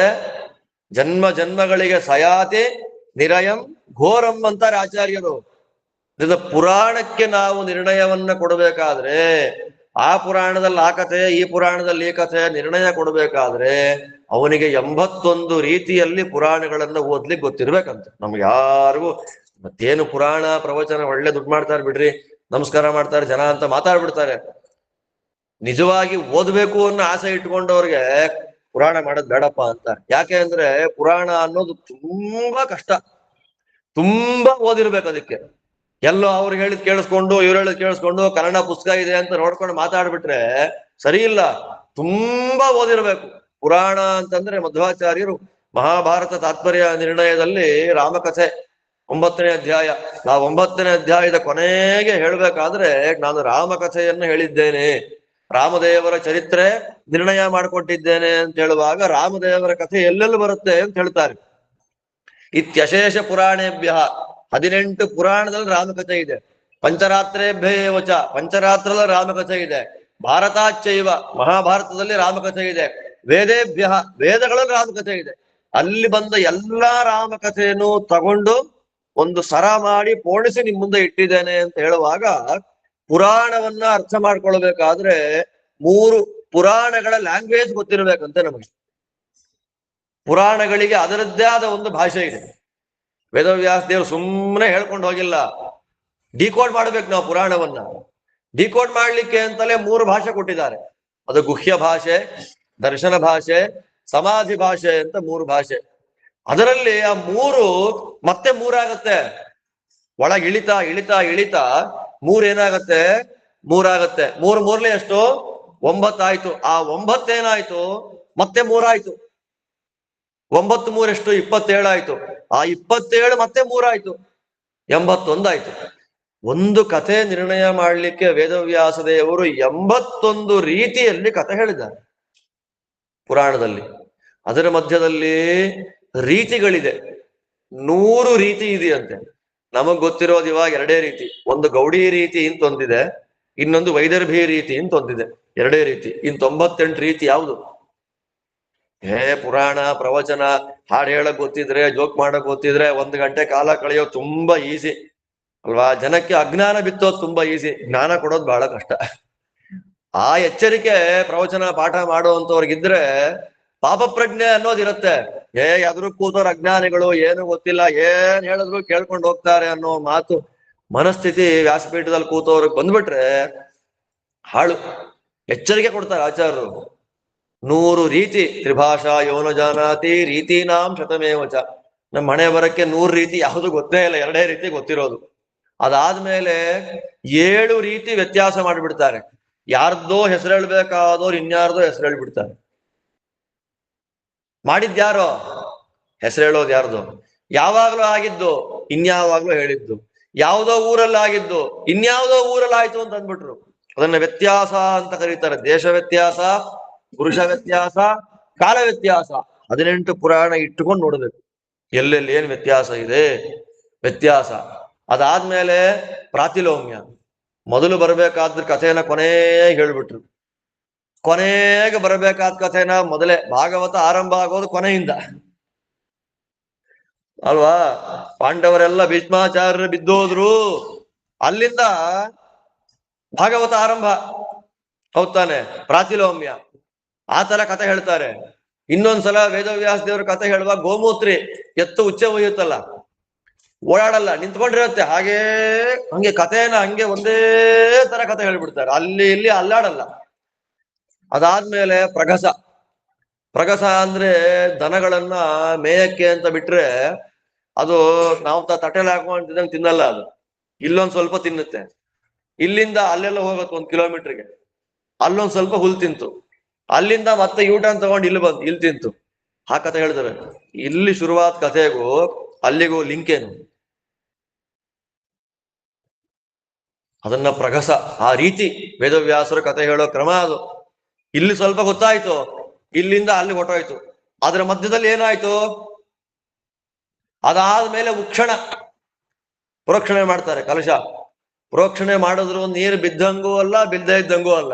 ಕತೆ ಹೇಳ್ದಂಗೂ ಅಲ್ಲ, ಕತೆ ಹೇಳದೇ ಇದ್ದಂಗೂ ಅಲ್ಲ. ಆ ತರ ಸುಮ್ಮನೆ ಪರಿಚಯ ಮಾಡ್ಕೊಂಡು ಹೊರಟೋಗ್ತಾರೆ. ಉಕ್ಷಣ. ಅದಾದ್ಮೇಲೆ ಸುಧುರ. ಸ್ವಲ್ಪ ತಲೆ ಖರ್ಚು ಮಾಡಿದ್ರೆ ಅರ್ಥ ಆಗ್ಬೇಕು. ಇನ್ನೊಂದು 7ನೇದು ಸಾಧು, ಕ್ಲೀನಾಗಿ ಅರ್ಥ ಆಗ್ಬೇಕು. ಆ ತರ ಕಥೆ. ಈ 7ನ್ನ 81 ಭಾಷೆಗಳ ಜೊತೆಯಲ್ಲಿ ಮಿಕ್ಸ್ ಮಾಡಿಕೊಂಡು ಅದರಲ್ಲಿ ವೇದವ್ಯಾಸ ದೇವರು ಗುಹ್ಯ ಭಾಷೆಯಲ್ಲಿ ಹೇಳಿದಾರೋ, ದರ್ಶನ ಭಾಷೆಯಲ್ಲಿ ಹೇಳಿದಾರೋ, ಸಮಾಧಿ ಭಾಷೆಯಲ್ಲಿ ಹೇಳಿದಾರೋ, ಅದರಲ್ಲಿ ಮತ್ತೆ ಗುಹ್ಯ, ದರ್ಶನ, ಸಮಾಧಿ ಅದನ್ನ ಮೂರು ಮಿಕ್ಸ್ ಮಾಡ್ತಾ ಬನ್ನಿ. ಸಮಾಧಿ ಸಮಾಧಿ ಸಮಾಧಿ ಅಂತ ಇದ್ರೆ ಅದನ್ನ ಆಸ್ ಇಟ್ ಈಸ್ ಆಗಿ ತಗೋಬಹುದು. ನಾಸ್ತಿ ನಾರಾಯಣ ಸಮಂ ನಭೂತಂ ನ ಭವಿಷ್ಯತಿ, ನಾರಾಯಣ ಸರ್ವೋತ್ತಮ ಅನ್ನೋದು ಹೇಳಿದ್ರೆ ಅದನ್ನ ಆಸ್ ಇಟ್ ಈಸ್ ತಗೋಬಹುದು. ಕೆಲವು ಕಡೆ ಮಿಕ್ಸ್ ಮಾಡಕ್ ಬಿಡ್ತಾರೆ. ಹೆಂಗೆ ನಿರ್ಣಯ ಮಾಡೋದು ಕಥೆಗೆ? ಅದು ಪುರಾಣಗಳಿಗೆ ನಿರ್ಣಯ ಮಾಡುವಂಥದ್ದು ತುಂಬಾ ಕಷ್ಟ. ಆದ್ದರಿಂದ ಪುರಾಣ ನಿರ್ಣಯ ಮಾಡಿದ್ರೆ ನಮ್ ಬುಡಕ್ಕೆ ಬರುತ್ತೆ ಅಂತ ಹೇಳಿ ಯಾರೊಬ್ರೂ ಪುರಾಣಗಳನ್ನ ಟಚ್ ಮಾಡಕ್ಕೆ ಹೋಗ್ಲಿಲ್ಲ. ಮಹಾಭಾರತವನ್ನು ಟಚ್ ಮಾಡ್ಲಿಲ್ಲ, ಪುರಾಣವನ್ನು ಟಚ್ ಮಾಡ್ಲಿಲ್ಲ. ಅದಕ್ಕೆ ಏನ್ ಮಾಡ್ಬಿಟ್ರು? ಮತಗಳು ಎಷ್ಟು ಮತಗಳಿದೆ ಅಂತ ಲೆಕ್ಕ ಹಾಕುವಾಗ ವೈದಿಕರಲ್ಲಿ ವೇದಾಂತ ಮತ, ಪೌರಾಣಿಕ ಮತ ಅಂತ 2 ಭಾಗ ಮಾಡಿ ಬಿಸಾಕೇ ಬಿಟ್ರು. ತುಂಬಾ ಅನ್ಯಾಯವಾಗಿ ಹೋಗಿದೆ. ವೇದಾಂತಿಗಳು, ಪೌರಾಣಿಕರು ಅಂತ ಮಾತೆತ್ತಿದ್ರೆ ಈ ಪುರಾಣದಲ್ಲಿದೆ, ಈ ಪುರಾಣದಲ್ಲಿ. ಪುರಾಣನೇ ಪ್ರಮಾಣ ಅಲ್ಲ, ಪುರಾಣನೇ ಮೂರ್ಖಾಸಿಕ್ ಪ್ರಯೋಜನ ಇಲ್ಲದೆ ಇರೋದು. ಅದನ್ನ ನೀವು ಪುರಾಣದಲ್ಲಿದೆ ಅಂತ ಬಾಯಿ ಬಿಡ್ಕೊಂತ ಕೂತ್ರೆ ನೀವ್ ಯಾರು? ನೀವು ವೇದಾಂತಿಗಳಲ್ಲ, ನೀವ್ ಯಾರು? ಪೌರಾಣಿಕರು. ವೇದಾಂತಿಗಳು ಅಂದ್ರೆ ಯಾರು? ಹೇಳಿದ್ದಕ್ಕೆಲ್ಲ ವೇದವನ್ನ ಕೋಟ್ ಮಾಡ್ತಾ ಬಂದ್ರೆ ನೀವ್ ಯಾರು? ವೇದಾಂತಿಗಳು. ಅದರಲ್ಲಿ 22ನೇ ಮತ, ಆಚಾರ್ಯರ ಮತವನ್ನ ಪೌರಾಣಿಕ ಮತ ಅಂತ ಸೇರಿಸ್ಬಿಟ್ರು, ವೇದಾಂತ ಅಂತ ಸೇರಿಸ್ಲೇ ಇಲ್ಲ. ನಮ್ಗಿದೆಲ್ಲ ಇದೆ ಅಂತಾನೆ ಗೊತ್ತಿಲ್ಲ. ಮಧ್ವ ಮತವೇ ಮತವು, ಸಕಲ ಶ್ರುತಿ ಸಮ್ಮತವು ಅಂತ ನಾವ್ ಹೇಳ್ತೀವಿ. ಬಟ್ ಹೊರಗಡೆ ಇದನ್ನ ಪೌರಾಣಿಕ ಮತ, ಎಲ್ಲದಕ್ಕೂ ಪುರಾಣ ಪುರಾಣ ಪುರಾಣ ಅಂತಾರೆ. ತರ್ಕಬದ್ಧವಾಗಿ ವೇದಗಳನ್ನ ಉದಾಹರಣೆ ಕೊಟ್ಟು ಸಿದ್ಧಾಂತ ಸಮರ್ಥನೆ ಮಾಡಕ್ಕಾಗಿಲ್ಲ ಅಂತ ಹೇಳ್ತಾರೆ. ವಿಜಯೇಂದ್ರ ಸ್ವಾಮಿಗಳವರ ದೊಡ್ಡ ಕೊಡುಗೆ ಏನು ಅಂತಂದ್ರೆ, ಪುರಾಣಗಳಲ್ಲಿ ಹೇಳಿದ ಕಥೆಗೆ ಇದರಲ್ಲಿ ನಿರ್ಣಯ ಕೊಡ್ತಾ ಅದರಲ್ಲಿ ಯಾರೂ ಕಂಡಿಲ್ಲ ಕೇಳದೆ ಇರುವಂತ ವೇದಗಳನ್ನೆಲ್ಲ ಕೋಟ್ ಮಾಡ್ತಾರೆ. ವೇದಗಳನ್ನೆಲ್ಲ ಕೋಟ್ ಮಾಡ್ತಾರೆ. ಅದು ವಿಜಯೇಂದ್ರ ಸ್ವಾಮಿಗಳ ವೈಭವ. ಆದ್ರಿಂದ ಪುರಾಣಗಳನ್ನ ಕೋಟ್ ಮಾಡ್ಬೇಕಾದ್ರೆ, ಪುರಾಣಗಳನ್ನ ಅರ್ಥ ಮಾಡ್ಕೊಳ್ಬೇಕಾದ್ರೆ ಅಲ್ಲಿ ಗ್ಲಾನ್ಸ್ ಮಾಡಿದ್ರೆ ಪುರಾಣಕ್ಕೆ ಅರ್ಥ ಹೇಳಕ್ ಬರಲ್ಲ. ಅದಕ್ಕೆ ನಾನು ಹೇಳಿದ್ದೆ, ವಿಜಯೇಂದ್ರ ಸ್ವಾಮಿಗಳನ್ನ ಅರ್ಥ ಮಾಡ್ಕೊಳ್ಳೋದು ಅಷ್ಟು ಸುಲಭ ಅಲ್ಲ. ವಿಜಯೇಂದ್ರ ಸ್ವಾಮಿಗಳ ಗ್ರಂಥಗಳನ್ನ ಓದೋದು ಅಷ್ಟು ಸುಲಭ ಅಲ್ಲ. ಎಲ್ಲಾ ಗ್ರಂಥದಲ್ಲೂ ಆಳವಾಗಿ ಹೋಗಿರ್ತಾರೆ. ಅದರಲ್ಲಿ ಒಂದು 7 ಶೈವ ಸರ್ವಸ್ವ ಖಂಡನದಲ್ಲಿ 7 ಕಥೆಗಳನ್ನು ತಗೊಂತಾರೆ ಪುರಾಣದಲ್ಲಿ. ಅದಕ್ಕೆ ಉಪೋದ್ಬಲಕವಾಗಿ ಏನೇನು ಬರುತ್ತೋ ಅದೆಲ್ಲ ನೋಡ್ತಾ ಹೋಗೋದಾದ್ರೆ, ನಿನ್ನೆ ಒಂದು ಮಾತು ಬಂತು. ಬೇರೆ ಬೇರೆ ಪುರಾಣಗಳಲ್ಲಿ ವಿಷ್ಣು ಸರ್ವೋತ್ತಮತ್ವ ಸ್ಥಾಪನೆ ಆಗಿದೆಯೋ, ಶಿವ ಸರ್ವೋತ್ತಮತ್ವ ಸ್ಥಾಪನೆ ಆಗಿದೆಯೋ, ಬ್ರಹ್ಮ ಸರ್ವೋತ್ತಮತ್ವ ಸ್ಥಾಪನೆ ಆಗಿದೆಯೋ ಗೊತ್ತಿಲ್ಲ. ಇನ್ಯಾರೋ ಬಂದ್ರು, ನಾನು ಗಣೇಶನ್ನೇ ಪೂಜೆ ಮಾಡೋದು, ಗಣೇಶನ್ ಸರ್ವೋತ್ತಮ ಅಂತ ಹೇಳೋ ಪುರಾಣ ಎಲ್ಲಿದೆ ಅಂತ. ನಿಮ್ದು ಉಪಪುರಾಣ ಅಪ್ಪ, ಸೈಡ್ಗೆ ಹೋಗಿ ನೀವು ಅಂತೀವನ್ನ. ಅದಾದ್ಮೇಲೆ ನಾನು ಸುಬ್ರಹ್ಮಣ್ಯ ಸ್ಕಂದನನ್ನೇ ಸರ್ವೋತ್ತಮ ಅಂತ ಪೂಜೆ ಮಾಡ್ತೀನಿ ಅಂತಂದ್ರೆ, ಸ್ಕಾಂದರು ಬಹಳ ಕಡಿಮೆ ಆಗಿದ್ದಾರೆ. ಸೂರ್ಯ ಅಂತೂ ಇಲ್ವೇ ಇಲ್ಲ, ಗಾಣಪತ್ಯ ಅಂತೂ ಇಲ್ವೇ ಇಲ್ಲ, ಶಾಕ್ತ ಅಲ್ಲಿ ಇಲ್ಲಿ ಉಳ್ಕೊಂಡಿದೆ, ಪೂಜೆಗಳಾಗುತ್ತೆ. ಅದಕ್ಕೆ ದುರ್ಗಾ ನಮಸ್ಕಾರ ಅಂತ ಎಲ್ಲ ಮಾಡ್ಸೋರೆ ಇವತ್ತು ಅಲ್ವಾ. ಏನು ಕತೆ, ಅದರ ಹಿನ್ನೆಲೆ ಏನು, ಮುನ್ನೆಲೆ ಏನು, ಬ್ಯಾಕ್ ಗ್ರೌಂಡ್ ಏನು ಏನು ಗೊತ್ತಿಲ್ಲ. ಅಲಂಕಾರ ಮಾಡಿದ್ರು ನಾನು ಮಾಡಿಸ್ಬಿಟ್ಟೆ. ಅದು ಶಾಕ್ತ ಮಿಕ್ಸ್ ಪರಂಪರೆ ಅದು. ಅದರಲ್ಲಿ ಪೂಜೆ ಮಾಡಬೇಕಾದ್ರೆ ಆದಿಶಕ್ತ್ಯಾತ್ಮಿಕಾಂ ಮಹಾಲಕ್ಷ್ಮಿ, ಮಹಾಕಾಳಿ, ಮಹಾಸರಸ್ವತಿ ರೂಪಿಣಿಯಾದ ಆದಿಶಕ್ತಿಯ ಪೂಜೆ ನಾನು ಮಾಡ್ತಾ ಇದ್ದೀನಿ. ನೀವು ಆದಿಶಕ್ತಿ ಅನ್ನೋದೇ ಒಪ್ಪಲ್ಲ. ಫಸ್ಟ್ ಆಫ್ ಆಲ್ ಉತ್ಪತ್ತಿ ಸಂಭವಾತ್, ನಾವು ಮಾಡೋ ತಪ್ಪನ್ನು ಹೇಳೋದು. ಉತ್ಪತ್ತಿ ಸಂಭವಾತ್ ಅನ್ನುವಂತಹ ಬ್ರಹ್ಮಸೂತ್ರದಲ್ಲಿ ಈ ದುರ್ಗಾದೇವಿಯ ಆದಿಶಕ್ತಿತ್ವವನ್ನ ನಿರಾಕರಣೆ ಮಾಡಿದ್ದಾರೆ ವೇದವ್ಯಾಸ ದೇವರು. ಅಲ್ಲಿ ಪೂಜೆ ಮಾಡ್ಬೇಕಾದ್ರೆ ಸಂಕಲ್ಪನೇ ಮಾಡ್ತಾರೆ ತ್ರಿಮೂರ್ತ್ಯಾತ್ಮಿಕ. ತ್ರಿಮೂರ್ತ್ಯಾತ್ಮಿಕ ಅಂದ್ರೆ ಮಹಾಕಾಳಿ, ಮಹಾಲಕ್ಷ್ಮಿ. ಅದನ್ನ ಹೆಂಗೆ ಸಿದ್ಧಾಂತ ಕೆಳ್ಕೊಂಡು ಬಂದು ನೀವು ಪೂಜೆ ಮಾಡ್ತೀರಾ ಹೇಳಿ. ಬೆಳಗ್ಗೆ ಸಾಯಂಕಾಲ ತನಕ ಉಪವಾಸ ಇದ್ದೆ, 8 ಕಡೆ ದೀಪ ಹಚ್ಚಿದೆ ಅಲ್ವಾ. ಬೇಕಾದ ಹೂವುಗಳನ್ನೆಲ್ಲ ನಾನು ತಂದು ಹಾಕಿದೆ. ಕೆಂಪು ಹೂವ ಅನ್ನೋದು ಬಹಳ ವಿಶೇಷ. ಕೆಂಪು ಹೂವ ಅನ್ನೋದು ಯಾವುದಕ್ಕೆ ಸೂಚಕ? ರಜಸ್ಸಿಗೆ ಸೂಚಕವೋ, ತಮಸ್ಸಿಗೆ ಸೂಚಕವೋ, ಸಾತ್ವಿಕಕ್ಕೆ ಸೂಚಕವೋ? ಸಿಕ್ತು ಗುಲಾಬಿ ಹೂವ ತಂದು ಹಾಕ್ಬಿಟ್ವಿ ದೇವ್ರ ಮೇಲೆ ಅಲ್ವಾ. ಬರೋ ಗುಣ ಯಾವುದು ನಮ್ಗೆ? ರಾಜಸ ತಾಮಸ ಗುಣವೇ ಬರೋದು. ಯಾವ ಹೂವ? ಆದಷ್ಟು ಕೆಂಪು ಹೂವನ್ನ ಕಡಿಮೆ ಮಾಡಿ ದೇವರಿಗೆ ಆದೇಶ ಮಾಡ್ತಾರೆ. ರಕ್ತ ಚಂದನ, ರಕ್ತ ಪುಷ್ಪ, ರಕ್ತಗಂಧ, ರಕ್ತ ವಸ್ತ್ರ ಯಾವಾಗ ಹಾಕ್ಬೇಕು ಅಂದ್ರೆ, ನಮ್ಗೇನು ಒಂದು ಅವ್ರು ಮಾಡಿದ್ರು ನಾವು ಮಾಡಿದ್ವಿ. ಯಾಕೆ ಮಾಡ್ತಾ ಇದ್ದೀವಿ? ಜ್ಞಾನ ಇಲ್ಲ. ಮಾಡಬೇಕು ಮಾಡಬಾರದು ಅನ್ನೋ ಜ್ಞಾನ ಇಲ್ಲ. ರಾತ್ರಿ ಪೂಜೆ ಯಾವಾಗ ಮಾಡಬೇಕು? ರಾತ್ರಿ ಪೂಜೆ ಯಾರು ಮಾಡ್ತಾರೆ? ರಾತ್ರಿ ಪೂಜೆಯನ್ನು ಹೆಂಗ್ ಮಾಡೋದು? ಬೆಳಗ್ಗೆಯಿಂದ ರಾತ್ರಿ ತನಕ ವಾಯುದೇವರಿಗೆ ನೈವೇದ್ಯ ಮಾಡಿ ನೀವು ರಾತ್ರಿ ತನಕ ಹೆಂಗ್ ಉಪವಾಸ ಇರ್ತೀರಾ? ಯಾರೊಬ್ರು ಈ ಪ್ರಶ್ನೆಗೆ ಉತ್ತರ ಕೊಡೋದೇ ಇಲ್ಲ. ಇಲ್ಲ ಅನುಸಂಧಾನ ಮಾಡ್ತೀವಿ, ಭಾರತೀಯ ರಮಣ ಮುಖ್ಯ ಪ್ರಾಣ ಲಕ್ಷ್ಮೀ ನರಸಿಂಹ ಅಂತ ಮಾಡ್ತೀವಿ ಅಂತ. ಅಲ್ಲಿ ಭಾರತೀಯ ರಮಣ ಮುಖ್ಯ ಪ್ರಾಣ ಅಂದ್ರೆ ಲಕ್ಷ್ಮೀ ನರಸಿಂಹ ಅಂತ ಅನುಸಂಧಾನ ಮಾಡಕ್ಕೆ ನಿಮಗಲ್ಲಿ ನೀವು ಹೇಳೋ ಶ್ಲೋಕ ಇದೆಯಲ್ಲ, ಅದರಲ್ಲಿ ಭಾರತೀಯ ರಮಣನೂ ಇಲ್ಲ, ನರಸಿಂಹನೂ ಇಲ್ಲ. ಅದನ್ನ ಹೆಂಗ್ ಹೇಳ್ಕೊಂಡ್ ಬರ್ತೀರಿ ಇಲ್ಲಿ? ಅದರಲ್ಲೇ ಬರುವಂತ ಮಾತು ಪಂಚಪ್ರೇತ ಸಮಾಸೀನ ಪಂಚಭೂತ ಸಮನ್ವಿತ ಬ್ರಹ್ಮ ವಿಷ್ಣುಶ್ಚ ರುದ್ರಶ್ಚ ಶಂಕರಶ್ಚ ಸದಾಶಿವ. ಪಂಚಪ್ರೇತಗಳು ಇವ್ರ 5 ಜನ, ಬ್ರಹ್ಮ ವಿಷ್ಣು ಮಹೇಶ್ವರ ಶಂಕರ ಸದಾಶಿವ. ಇವ್ರ 5 ಪ್ರೇತಗಳ ಮೇಲೆ ಪಂಚಭೂತಾತ್ಮಕಳಾಗಿ ದುರ್ಗಾದೇವಿ ನಿಂತ್ಕೊಂಡ್ಬಿಟ್ಟಿದ್ದಾಳೆ. ಅವ್ರು ಸಾಲಿಗ್ರಾಮ ಪೂಜೆ ಮಾಡ್ತಾ ಇರ್ತಾರೆ. ಯಾವ ಲೆಕ್ಕ? ಆಲೋಚನೆ ಮಾಡಬೇಕೋ ಮಾಡಬಾರ್ದು ನಾವು ಇದನ್ನೆಲ್ಲ? ನಮಗೆ ಅಂತ ಮುಮುಕ್ಷವೋ ಘೋರ ಮೂಢ ನಿತ್ವಾ ಭೂತಪತಿನಥ ನಾರಾಯಣ ಕಲಾಶಾಂತಹ ಭಜಂತಿ ಕೆನಸೂಯವ. ಈ ಮಾತನ್ನು ವಿಜಯೇಂದ್ರ ಹಾಕ್ತಾರೆ ಇಲ್ಲಿ.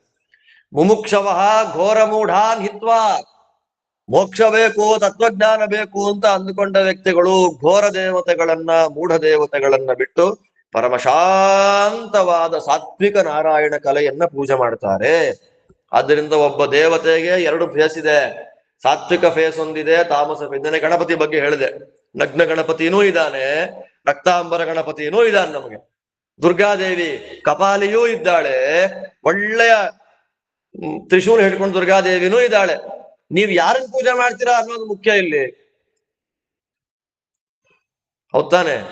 ಶಾಕ್ತ ಸ್ವಲ್ಪ ಕಡಿಮೆ, ಆದ್ರೆ ಶೈವ ಇದೆ ಅಲ್ಲ, ಜನಗಳಿಗೆ ಬೇಗ ಇನ್ಫ್ಲೂಯೆನ್ಸ್ ಆಗೋದು ಯಾವುದು? ಇವತ್ತು ಗುಡಿಗಳು, ತೀರ್ಥಕ್ಷೇತ್ರ ಯಾತ್ರೆ ಊರೆಲ್ಲ ಮಾಡ್ತಾರೆ.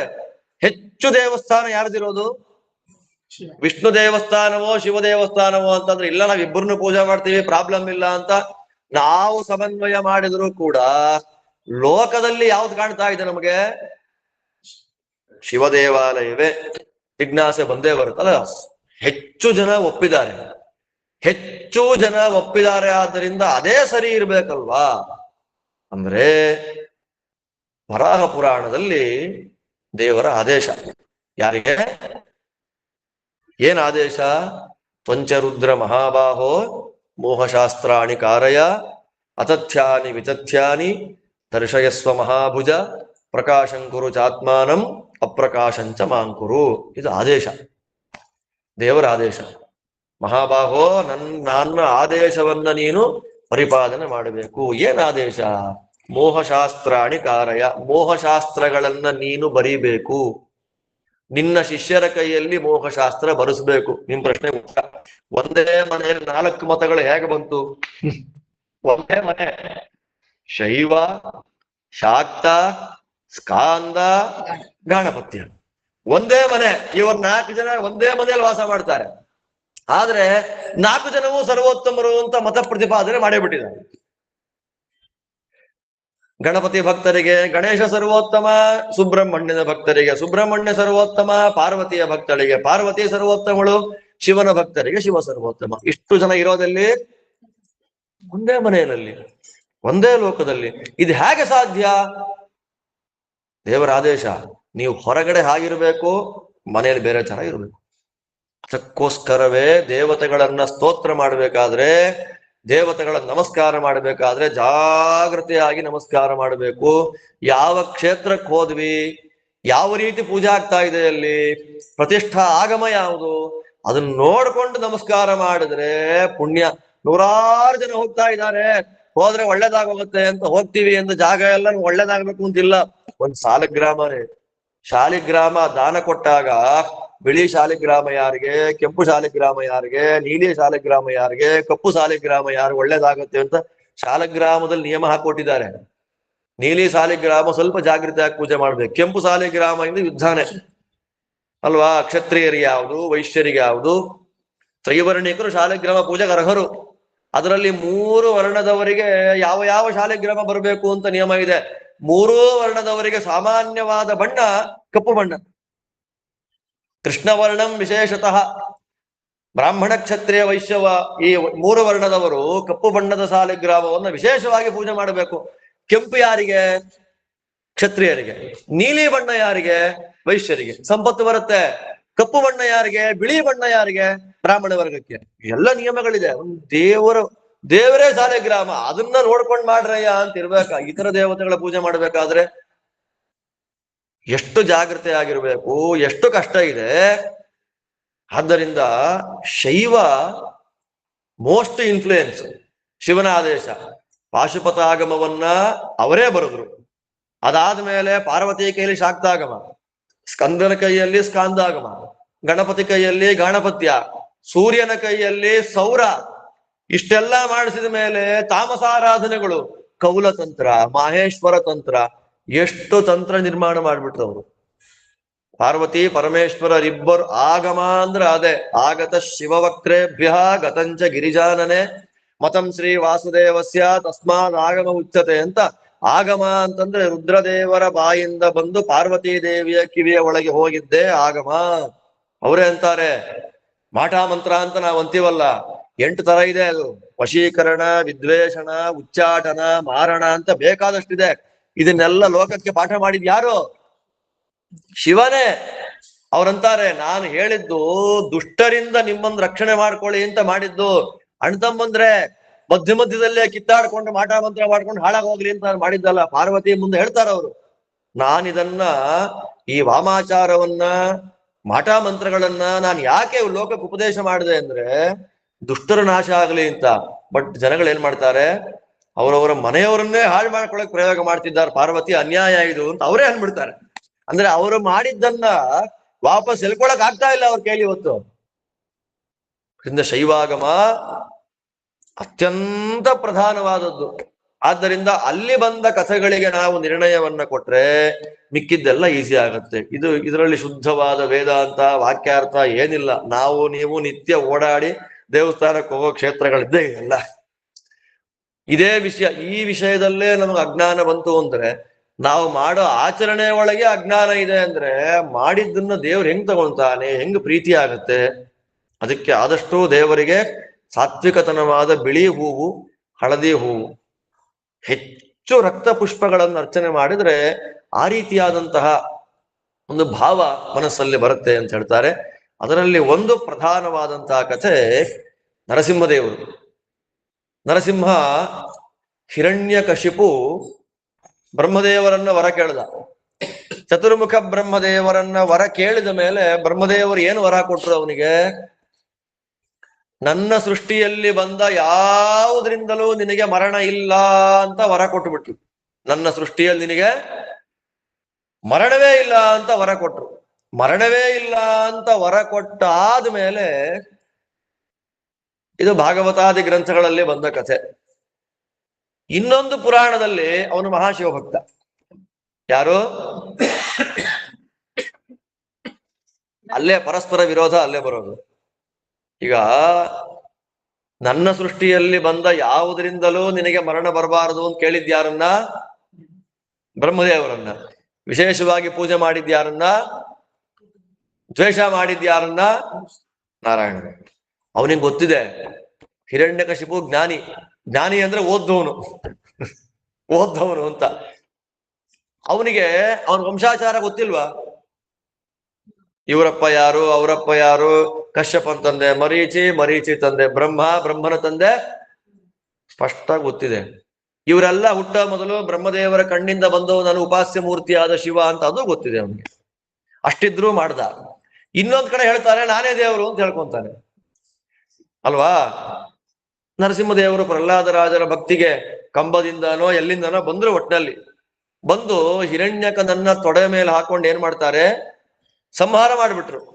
ಸಂಹಾರ ಮಾಡಿದ ಮೇಲೆ ಪ್ರಾಬ್ಲಮ್ ಏನಾಯ್ತು ಅಂತಂದ್ರೆ, ನರಸಿಂಹದೇವರ ಕೋಪ ಇದೆ ಅಲ್ಲ, ಆ ನರಸಿಂಹದೇವರ ಕೋಪವನ್ನು ಉಪಶಮನ ಮಾಡಲಿಕ್ಕೆ ಯಾರಿಗೂ ಸಾಧ್ಯ ಆಗಲಿಲ್ಲ. ಅವಾಗ ಯಾವ ರೀತಿ ಕೋಪ ಅಂತಂದ್ರೆ, ಹಿರಣ್ಯಕಶಿಪುವನ್ನ ಬಗಿಬೇಕಾದ್ರೆ ಅವನು ಹಿರಣ್ಯಕಶಿಪುವಿನ ರಕ್ತವನ್ನ ಮೇಲೆ ಎಳಿಸ್ತಾ ಇದ್ದಂತೆ. ಮುಖದ ಮೇಲೆ ಹಾಕ್ತಾ ಹಾಕ್ತಾ ಹಾಕ್ತಾ ಅವನ ಬಾಯಿಗೆ ರಕ್ತ ಹೊರಟೋಯ್ತು. ಯಾರ ಬಾಯಿಗೆ? ನರಸಿಂಹದೇವರ ಬಾಯಿಗೆ. ಬಾಯಿಗೆ ರಕ್ತ ಬೀಳ್ತಾ ಇದ್ದಾಗೆ ನರಸಿಂಹನಿಗೆ ರಕ್ತದ ರುಚಿ ಹತ್ತು ಬಿಡ್ತು. ರಕ್ತದ ರುಚಿ ಹತ್ತುತ್ತಾ ಇದ್ದಾಗೆ ಎದುರಿಗೆ ಯಾರು ಸಿಗ್ಲಿ ಅವ್ರನ್ನೆಲ್ಲ ಕಿತ್ತಾಕೋದು, ಸಾಯಿಸೋದು, ರಕ್ತ ಕುಡಿಯೋದು. ಮಾಂಸ ತಿನ್ನೋದು, ರಕ್ತ ಕುಡಿಯೋದು. ಕಣ್ಣೆದುರಿಗೆ ಯಾರು ಬರ್ಲಿ ಅವ್ರದ್ದು ರಕ್ತಪಾನ ಮಾಡ್ತಾ ಇರೋದೇ ಕೆಲಸ ಆಯ್ತು. ಬ್ರಹ್ಮಾದಿಗಳಿಗೆ ಭಯ ಆಗೋಯ್ತು. ಏನ್ ಮಾಡ್ಬೇಕು ಅಂತ ಗೊತ್ತಿಲ್ಲದೆ ಇದ್ದಾಗ ಬ್ರಹ್ಮದೇವರು ಏನ್ ಮಾಡ್ತಾರೆ? ಶಿವನನ್ನ ಪ್ರಾರ್ಥನೆ ಮಾಡ್ತಾರೆ. ಸ್ವಾಮಿ, ಈ ತರ ಆಗೋಗಿದೆ, ನರಸಿಂಹನ ಕೋಪಾಟೋಪಗಳನ್ನ ನಮಗ್ ತಡ್ಕೊಳಕ್ ಆಗ್ತಾ ಇಲ್ಲ, ಅವನನ್ನೇನಾದ್ರೂ ಮಾಡಿ ನೀನೇ ಮುಗಿಸ್ಬಿಡ್ಬೇಕು ಅಂತ ಪ್ರಾರ್ಥನೆ ಮಾಡಿದಾಗ, ನನ್ನ ಕೋಪದ ಮುಂದೆ ನರಸಿಂಹನ ಕೋಪ ಎಂತದ್ದು? ನಾನು ಪ್ರಳಯಾಗ್ನಿ, ನರಸಿಂಹ ನನ್ನ ಮುಂದೆ ಹುಲ್ಕಡ್ಡಿ, ನಾನು ಬೇಕಾಗಿಲ್ಲ ಅಂತ ಹೇಳಿ ದಕ್ಷಯಜ್ಞ ಕಾಲದಲ್ಲಿ ಸೃಷ್ಟಿ ಮಾಡಿದ ವೀರಭದ್ರನನ್ನ ಕಳಿಸ್ಕೊಡ್ತಾನೆ. ಹೋಗು ನರಸಿಂಹನ ಮುಗಿಸ್ಬಾ ನೀನು ಅಂತ. ನರಸಿಂಹನಿಗೂ ವೀರಭದ್ರನಿಗೂ ದೊಡ್ಡ ಯುದ್ಧ. ಕೊನೆಗೆ ಸೋತಿದ್ಯಾರು? ನರಸಿಂಹ. ಹೇಗೆ ಸೋತ ಅಂದ್ರೆ, ನರಸಿಂಹನನ್ನ ಕಾಲ್ ಹಿಡ್ಕೊಂಡು ಚೆನ್ನಾಗಿ ತಿರುಗಿಸ್ಬಿಟ್ಟ ವೀರಭದ್ರ.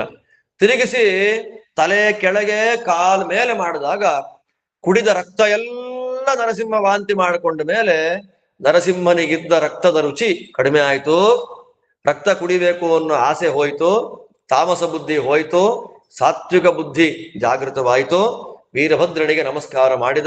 ವೀರಭದ್ರ ಆದೇಶ ಮಾಡ್ತಾನೆ, ಇನ್ಮೇಲಿಂದ ನೀನ್ ಹೀಗೆಲ್ಲ ಮಾಡಬೇಡ, ಸಿಕ್ಕ ದೇವತೆಗಳನ್ನೆಲ್ಲ ಕೊಲ್ಲಬೇಡ, ರಕ್ತ ಕುಡಿಬೇಡ ಅಂತ ಆದೇಶ ಮಾಡಿ ಕಳಿಸ್ಕೊಟ್ಟ. ಅಂತ ಒಂದು ಪುರಾಣದಲ್ಲಿ ಕಥೆ. ಇನ್ನೊಂದು ಈ ಕಥೆ ಬರೆದಿದ್ಯಾರು? ವೇದವ್ಯಾಸ ದೇವರೇ ಬರೆದಿದ್ದು. ಇನ್ನೊಂದು ಕಥೆಯಲ್ಲಿ ಏನಿದೆ? ಸರಿ, ನನ್ನ ಭಕ್ತನಾದಂತಹ ಹಿರಣ್ಯಕಶಿಪುವನ್ನ ಇವನು ಸಂಹಾರ ಮಾಡ್ಬಿಟ್ನಲ್ಲ ನರಸಿಂಹ, ನಾನು ಮುಗಿಸ್ಬಿಡ್ಬೇಕು ಅಂತ ಇವನು ಸಿಂಹ ರೂಪದಲ್ಲಿ ಬಂದ್ರೆ, ಯಾರೋ ನಾರಾಯಣ ರುದ್ರದೇವರು ಶರಭ ರೂಪದಲ್ಲಿ ಬರ್ತಾರೆ. ಶರಭ ಅಂತ ಒಂದು ಪ್ರಾಣಿ, ಸಿಂಹವನ್ನೇ ಕೊಲ್ಲುವಂತ ಪ್ರಾಣಿ, ಅದು ಅರ್ಥ ಮಾಡ್ಕೊಂಡ್ಬಿಡಿ. ಅವಾಗ ಶರಭನಿಗೂ ನರಸಿಂಹನಿಗೂ ಘೋರ ಯುದ್ಧ ಆಯ್ತು. ನರಸಿಂಹದೇವರನ್ನ ಕುತ್ತಿಗೆ ಹಿಡ್ಕೊಂಡ್ಬಿಟ್ಟ ಶರಭ. ಹಿಡ್ಕೊಂಡು ಹೇಳ್ತಾನೆ, ನನ್ನ ಭಕ್ತನನ್ನ ನೀನ್ ಹೆಂಗ್ ಕೊಂದ್ಯೋ ನಿನ್ನನ್ನು ನಾನು ಹಾಗೇ ಸಂಹಾರ ಮಾಡ್ತೀನಿ ಅಂತ ಅವನ್ ತೊಡೆ ಮೇಲೆ ಹಾಕೊಂಡು ಚಕ್ರಶಂಖಗಳು ಅಲ್ಲಾಡ್ತಾ ಇದೆ, ನಡುಗ್ತಾ ಇದೆ, ಕೆಳಗ್ ಬಿದ್ದಿದೆ. ನರಸಿಂಹದೇವರು ಎರಡು ಕೈ ಮುಗಿದು ಶರಭನನ್ನ ಪ್ರಾರ್ಥನೆ ಮಾಡ್ತಾ ಇದ್ದಾರೆ, ಬಿಟ್ಬಿಡುದಲ್ಲ ಅಂತ. ನನ್ನ ಭಕ್ತನನ್ನ ನೀನು ಕೊಂದಿದ್ದಿ, ಆದ್ದರಿಂದ ನಾನು ನಿನ್ನನ್ನು ಹಾಗೇ ಕೊಲ್ತೀನಿ ಅಂತ ನರಸಿಂಹದೇವರ ಹೊಟ್ಟೆಯನ್ನ ಸೀಳಿ ಏನ್ ಮಾಡಿದ ಅವನು? ನರಸಿಂಹದೇವರ ಕರುಳಮಾಲೆ ಹಾಕೊಂಡ. ಅಲ್ಲಿಗೆ ನರಸಿಂಹದೇವರು ಏನಾದ್ರು? ಇದು ಒಂದು ಪುರಾಣದ ಕಥೆ. ಇವತ್ತಿಗೂ ಕೂಡ ಶರಭೇಶ್ವರ ದೇವಸ್ಥಾನ ಅಂತ ಬೇಕಾದಷ್ಟಿದೆ. ಶಾಕ್ತ ಪರಂಪರೆಯ ಗುಡಿಗಳಿಗೆ ಹೊರಟೋದ್ರೆ ಆ ಗೋಪುರದಲ್ಲಾಗ್ಲಿ ಆ ಗುಡಿಗಳಲ್ಲಾಗ್ಲಿ ಇವತ್ತು ನಮ್ಮ ಜನ ಎಷ್ಟೋ ಜನ ಮಾಟ ಮಂತ್ರಗಳು, ಕೃತ್ರಿಮಗಳು, ಶತ್ರುಬಾಧೆ ಅಂದ್ಕೊಂಡ್ ಕೆಲಸ ಬೇಗ ಆಗ್ಬೇಕು, ಅದೆಲ್ಲ ಪರಿಹಾರ ಆಗ್ಬೇಕು, ಶರಭನ್ ಪೂಜೆ ಮಾಡಿ ಅಂತ. ಶರಭ ಅಂದ್ರೆ ಯಾರು? ನರಸಿಂಹದೇವರನ್ನ ಸಂಹಾರ ಮಾಡಿದವನು. ಒಂದು ಕಥೆ, ಒಂದು ನರಸಿಂಹಾವತಾರದ ಕಥೆ. ನರಸಿಂಹನನ್ನ ಒಬ್ಬ ಸೋಲಿಸ್ದ ಅಂತ, ನರಸಿಂಹನನ್ನ ಒಬ್ಬ ಕೊಂದು ಬಿಟ್ಟ ಅಂತ. ಇದು ಪುರಾಣದಲ್ಲಿ ಕಥೆ. ಭಾಗವತದಲ್ಲಿ ಬಂದ ಕಥೆ ಏನು? ಎಲ್ಲಾ ದೇವತೆಗಳು ಸ್ತೋತ್ರ ಮಾಡಿಬಿಟ್ರು ಅಂತ. ನಿರ್ಣಯ ಮಾಡೋದು ಹೇಗೆ? ವಿಜಯೇಂದ್ರ ತಗೊಂತಾರೆ. ಈ ಫಸ್ಟ್ ಕಥೆ ತಗೊಳ್ಳೋದೇ ಇದವರು ಶೈವ ಸರ್ವಸ್ವ ಖಂಡನದಲ್ಲಿ. ನಿರ್ಣಯ ಮಾಡೋದು ಹೇಗೆ? ಅವ್ರು ಪ್ರಶ್ನೆ ಕೇಳ್ತಾರೆ. ನೋಡ್ರಪ್ಪ, ಸ್ಕಂದ ಪುರಾಣ, ವಿಷ್ಣು ಪುರಾಣ, ಭಾಗವತ ಪುರಾಣ, ಗರುಡ ಪುರಾಣ, ವರಾಹ ಪುರಾಣ, ನಾರದೀಯ ಪುರಾಣ, ಈ ಎಲ್ಲ ಪುರಾಣಗಳಲ್ಲಿ ನರಸಿಂಹದೇವರು ಹಿರಣ್ಯಕಶಿಪುವನ್ನ ಸಂಹಾರ ಮಾಡಿ ಆದ್ಮೇಲೆ ಲಕ್ಷ್ಮಿಯೇ ಮೊದಲು ಮಾಡಿಕೊಂಡು ಎಲ್ಲ ದೇವತೆಗಳು ನರಸಿಂಹನನ್ನ ಸ್ತೋತ್ರ ಮಾಡಿದ ಉಲ್ಲೇಖ ಇದೆ. ನತೋಸ್ಮ್ಯನಂತಾಯ ದುರಂತ ಶಕ್ತಯೇ ಅಂತ ಬ್ರಹ್ಮದೇವರು ಪ್ರಾರ್ಥನೆ ಮಾಡಿದ್ದು. ಸ್ವಾಮಿ ಇದು ಪ್ರಳಯ ಕಾಲ ಅಲ್ಲ, ಇಷ್ಟು ಕೋಪ ಮಾಡ್ಕೊಳ್ಬೇಡ ಅಂತ ಶಿವ ಪ್ರಾರ್ಥನೆ ಮಾಡಿದ ಶ್ಲೋಕ ಇವತ್ತು ಭಾಗವತದಲ್ಲಿ ಕಾಣುತ್ತೆ. ಆದ್ದರಿಂದ ನೀವು ಹೇಳಿದ 2 ಕಥೆಗಳಿಗೆ ವಿರುದ್ಧವಾಗಿ 10 ಕಥೆ ಕೊಡ್ತೀವಿ. ಆದ್ರೆ ನೀವು 2 ಕಥೆ ಇದೆಯಲ್ಲ ಅಂತ ನೀವು ತೋರಿಸಿದ್ರೆ ನಾವಂತೀವಿ ನಿಮ್ಮಲ್ಲೇ ಮಾತಾಡ್ಕೊಂಡು ತೀರ್ಮಾನ ಮಾಡ್ಕೊಂಡು ಬನ್ನಿ, ನರಸಿಂಹ ಸತ್ನ ನರಸಿಂಹ ಸೋತನ ಅಂತ ಯುಕ್ತಿ. ಒಂದಾ ನರಸಿಂಹ ಸೋತ ಅಂದ್ರೆ ನರಸಿಂಹ ಸತ್ತ ಕಥೆ ಸುಳ್ಳಾಗ್ಬೇಕು. ಒಂದಾ ನರಸಿಂಹ ಸತ್ತ ಅಂದ್ರೆ ಒಂದಾ ಸೋತ ಕಥೆ ಸುಳ್ಳು, ಇಲ್ಲ ಸತ್ತ ಕಥೆ ಸುಳ್ಳು. ಒಂದ ಶರಭ ಗೆದ್ದ, ಇಲ್ಲ ವೀರಭದ್ರ ಗೆದ್ದ. ಯಾರು ಗೆದ್ರು? ವಿಜಯೇಂದ್ರ ಅಂತಾರೆ, ನೀವಿಬ್ಬರೇ ತೀರ್ಮಾನ ಮಾಡ್ಕೊಳ್ಳಿ ಮೊದಲು. ನಮ್ ತನಕ ನೀವು ವಾಕ್ಯಾರ್ಥ ಮಾಡ್ಕೊಂಡು ಬರಕ್ ಹೋದ್ರೆ ನಿಮ್ಮಲ್ಲೇ ಕೂತ್ಕೊಂಡು ಮಾತಾಡಿ. ವಾದ ಕಥೆ ಕಟ್ಟೆ ಮೇಲೆ ಕೂತ್ಕೊಂಡು ಸತ್ತ ಕಥೆ ಹೇಳಬೇಕಾ ಸೋತ ಕಥೆ ಹೇಳಬೇಕಾ? ಒಂದು ಕಡೆ ವೀರಭದ್ರ ಗೆದ್ದ ಅಂತಾರೆ, ಇನ್ನೊಂದು ಕಡೆ ಶರಭ ಗೆದ್ದ ಅಂತಾರೆ. ನೀವೇ ನಿರ್ಣಯ ಮಾಡ್ಕೊಳ್ಳಿ, ನೀವೇ ತೀರ್ಮಾನ ಮಾಡ್ರಿ ಯಾರು. ಅದರ ಮೇಲೆ ನಿರ್ಣಯ ಮಾಡ್ಲಿಕ್ಕಾಗಲಿಲ್ಲ. ಅವಾಗ ಕೇಳ್ತಾರೆ, ಏನಿದು ಹಾಗಾದ್ರೆ? ಅದಕ್ಕೆ ಕೇಳ್ತಾರೆ, ಪುರಾಣಗಳಿಗೆ ಪೇಟೆಂಟ್ ಇಲ್ಲ. ಪುರಾಣಗಳಲ್ಲಿ ಎಲ್ಲರ ಪ್ರವೃತ್ತಿನೂ ಇದೆ. ನಾನು ಓದ್ತೀನಿ, ನೀವು ಓದ್ತೀರಿ, ಎಲ್ರೂ ಪುರಾಣ ಓದೋರೆ. ಪುರಾಣ ಓದೋರ ಮನಸ್ಥಿತಿ ಹೇಗಿದೆ ಅಲ್ವಾ? ಪುರಾಣ ಓದೋನು ಸಾತ್ವಿಕನೋ ರಾಜಸನೋ ತಾಮಸನೋ ಏನ್ ಕಥೆನೋ ಏನೋ ಗೊತ್ತಿಲ್ಲ. ಆದ್ದರಿಂದ ಕಥೆ ಓದುವಾಗ ಅವನು ತಾಮಸ ಆಗಿದ್ರೆ ನರಸಿಂಹ ಸೋತಿದ್ದು ಬಹಳ ಸಂತೋಷ ಆಗತ್ತೆ ಅವನಿಗೆ. ರಾಜಸ ಆಗಿದ್ರೆ ತಾಮಸ ಆಗಿದ್ರೆ ನರಸಿಂಹ ಸತ್ತಿದ್ ಸಂತೋಷ, ತಾಮಸನಾಗಿದ್ರೆ ನರಸಿಂಹ ಸೋತಿದ್ ಸಂತೋಷ. ಆ ವ್ಯಕ್ತಿಗಳು ಓದ್ತಾರಲ್ಲ, ಅವರಿಗೆ ಯೋಗ್ಯವಾದ ಜ್ಞಾನ ಬಂದು ಅಂಧನ್ ತಮಸ್ಸಿಗೆ ಹೋಗ್ಬೇಕಲ್ಲ. ಅದಕ್ಕೋಸ್ಕರವಾಗಿ ವೇದವ್ಯಾಸ ದೇವರು ಅಂತಹ ರಾಜಸ ತಾಮಸರಿಗೆ ಯೋಗ್ಯವಾದ ನಿತ್ಯ ಸಂಸಾರ ಅಂಧನ್ ತಮಸ್ಸು ಬರ್ಲಿ ಅಂತ ಈ ಕಥೆಗಳನ್ನ ಪುರಾಣದಲ್ಲಿ ಹಾಕಿದ್ದಾರೆ. ಅದಕ್ಕೆ ನಾವೇನ್ ಮಾಡಬೇಕು? ಸಾತ್ವಿಕ ಪ್ರವೃತ್ತಿಯವರು ಸಾತ್ವಿಕ ಪುರಾಣಗಳಲ್ಲಿ ಬಂದ ಕಥೆಗಳನ್ನ ಪ್ರಧಾನವಾಗಿ ಇಟ್ಟುಕೊಂಡು ನಿರ್ಣಯವನ್ನ ಮಾಡಬೇಕು. ಅದೇ ಕಥೆಗೆ ನಿರ್ಣಯ ಕೊಟ್ಬಿಟ್ರಿ ನೀವೀಗ. ನೀವು ವಿಷ್ಣು ಭಕ್ತಿ ಮಾಡ್ತೀರಿ, ಕಥೆಗೆ ನಿರ್ಣಯ ಕೊಟ್ರಿ. ನೀವು ನರಸಿಂಹನ ಪಾನಕ ಕೋಸಂಬರಿ ಪೂಜೆ ಮಾಡ್ಕೊಂಡು ಏನ್ ಬೇಕಾದ್ರೂ ಮಾಡ್ರಿ. ನಾವು ವೀರಶೈವರು, ಅಂದ್ರೆ ಇವತ್ತಿನ ವೀರಶೈವ ಲೆಕ್ಕ ಅಲ್ಲ. ಆಮೇಲೆ ವೀರಶೈವ ಅದೊಂದು ಪಂಗಡ ಇತ್ತು ಒಂದ್ ಟೈಮಲ್ಲಿ, ಇವಾಗಿಲ್ಲ ಅದು. ಅವರು ನಾವೇನ್ ಮಾಡ್ತೀವಿ, ನರಸಿಂಹ ಕೊಂದ, ನರಸಿಂಹ ಸತ್ತಿದ್ದಾನೆ ಅಂತಾನೆ ಪೂಜೆ ಮಾಡ್ತೀವಿ. ಏನು ಅದಕ್ಕೆ ಶಾಸ್ತ್ರಾರ್ಣತೆ, ನಿಮ್ಮ ಸಾಧನೆ ನೀವು ಮಾಡ್ಕೊಳ್ಳಿ. ಆದ್ರೆ ನಿರ್ಣಯ ಅಂತ ಆಗ್ಬೇಕಾದ್ರೆ ನಿರ್ಣಯ ಕೊಡೋದು ಯಾವುದು? ವೇದಗಳು. ವೇದಗಳು ಏನ್ ನಿರ್ಣಯ ಕೊಡುತ್ತೆ ಅದ್ರ ಮೇಲೆ ನೀವು ಡಿಪೆಂಡ್ ಆಗಿ ಕಥೆಗೆ ನಿರ್ಣಯ ಮಾಡಬೇಕಾಗುತ್ತೆ. ವೇದ ಏನ್ ನಿರ್ಣಯ ಕೊಡುತ್ತೆ? ರುದ್ರದೇವರ, ನರಸಿಂಹದೇವರ.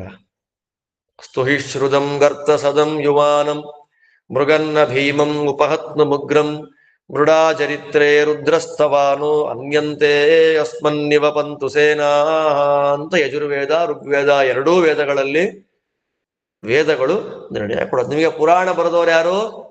ವೇದವ್ಯಾಸ. ನಿಮಗೆ ಟೆನ್ಷನ್ನೇ ಇಲ್ಲ. ಅದಕ್ಕೋಸ್ಕರವೇ ತಾನೇ ನಂದಿಕೋಲ್ ಪೂಜೆ ಮಾಡ್ತಾರೆ. ಎಲ್ಲ ಯಾವುದೇ ಕಾರ್ಯಕ್ರಮ ಆಗ್ಲಿ ನಂದಿ ಧ್ವಜ ಪೂಜೆ ಆಗುತ್ತೆ. ನಂದಿ ಧ್ವಜ ಪೂಜೆ ಮಾಡುವ ಉದ್ದೇಶ ಏನು?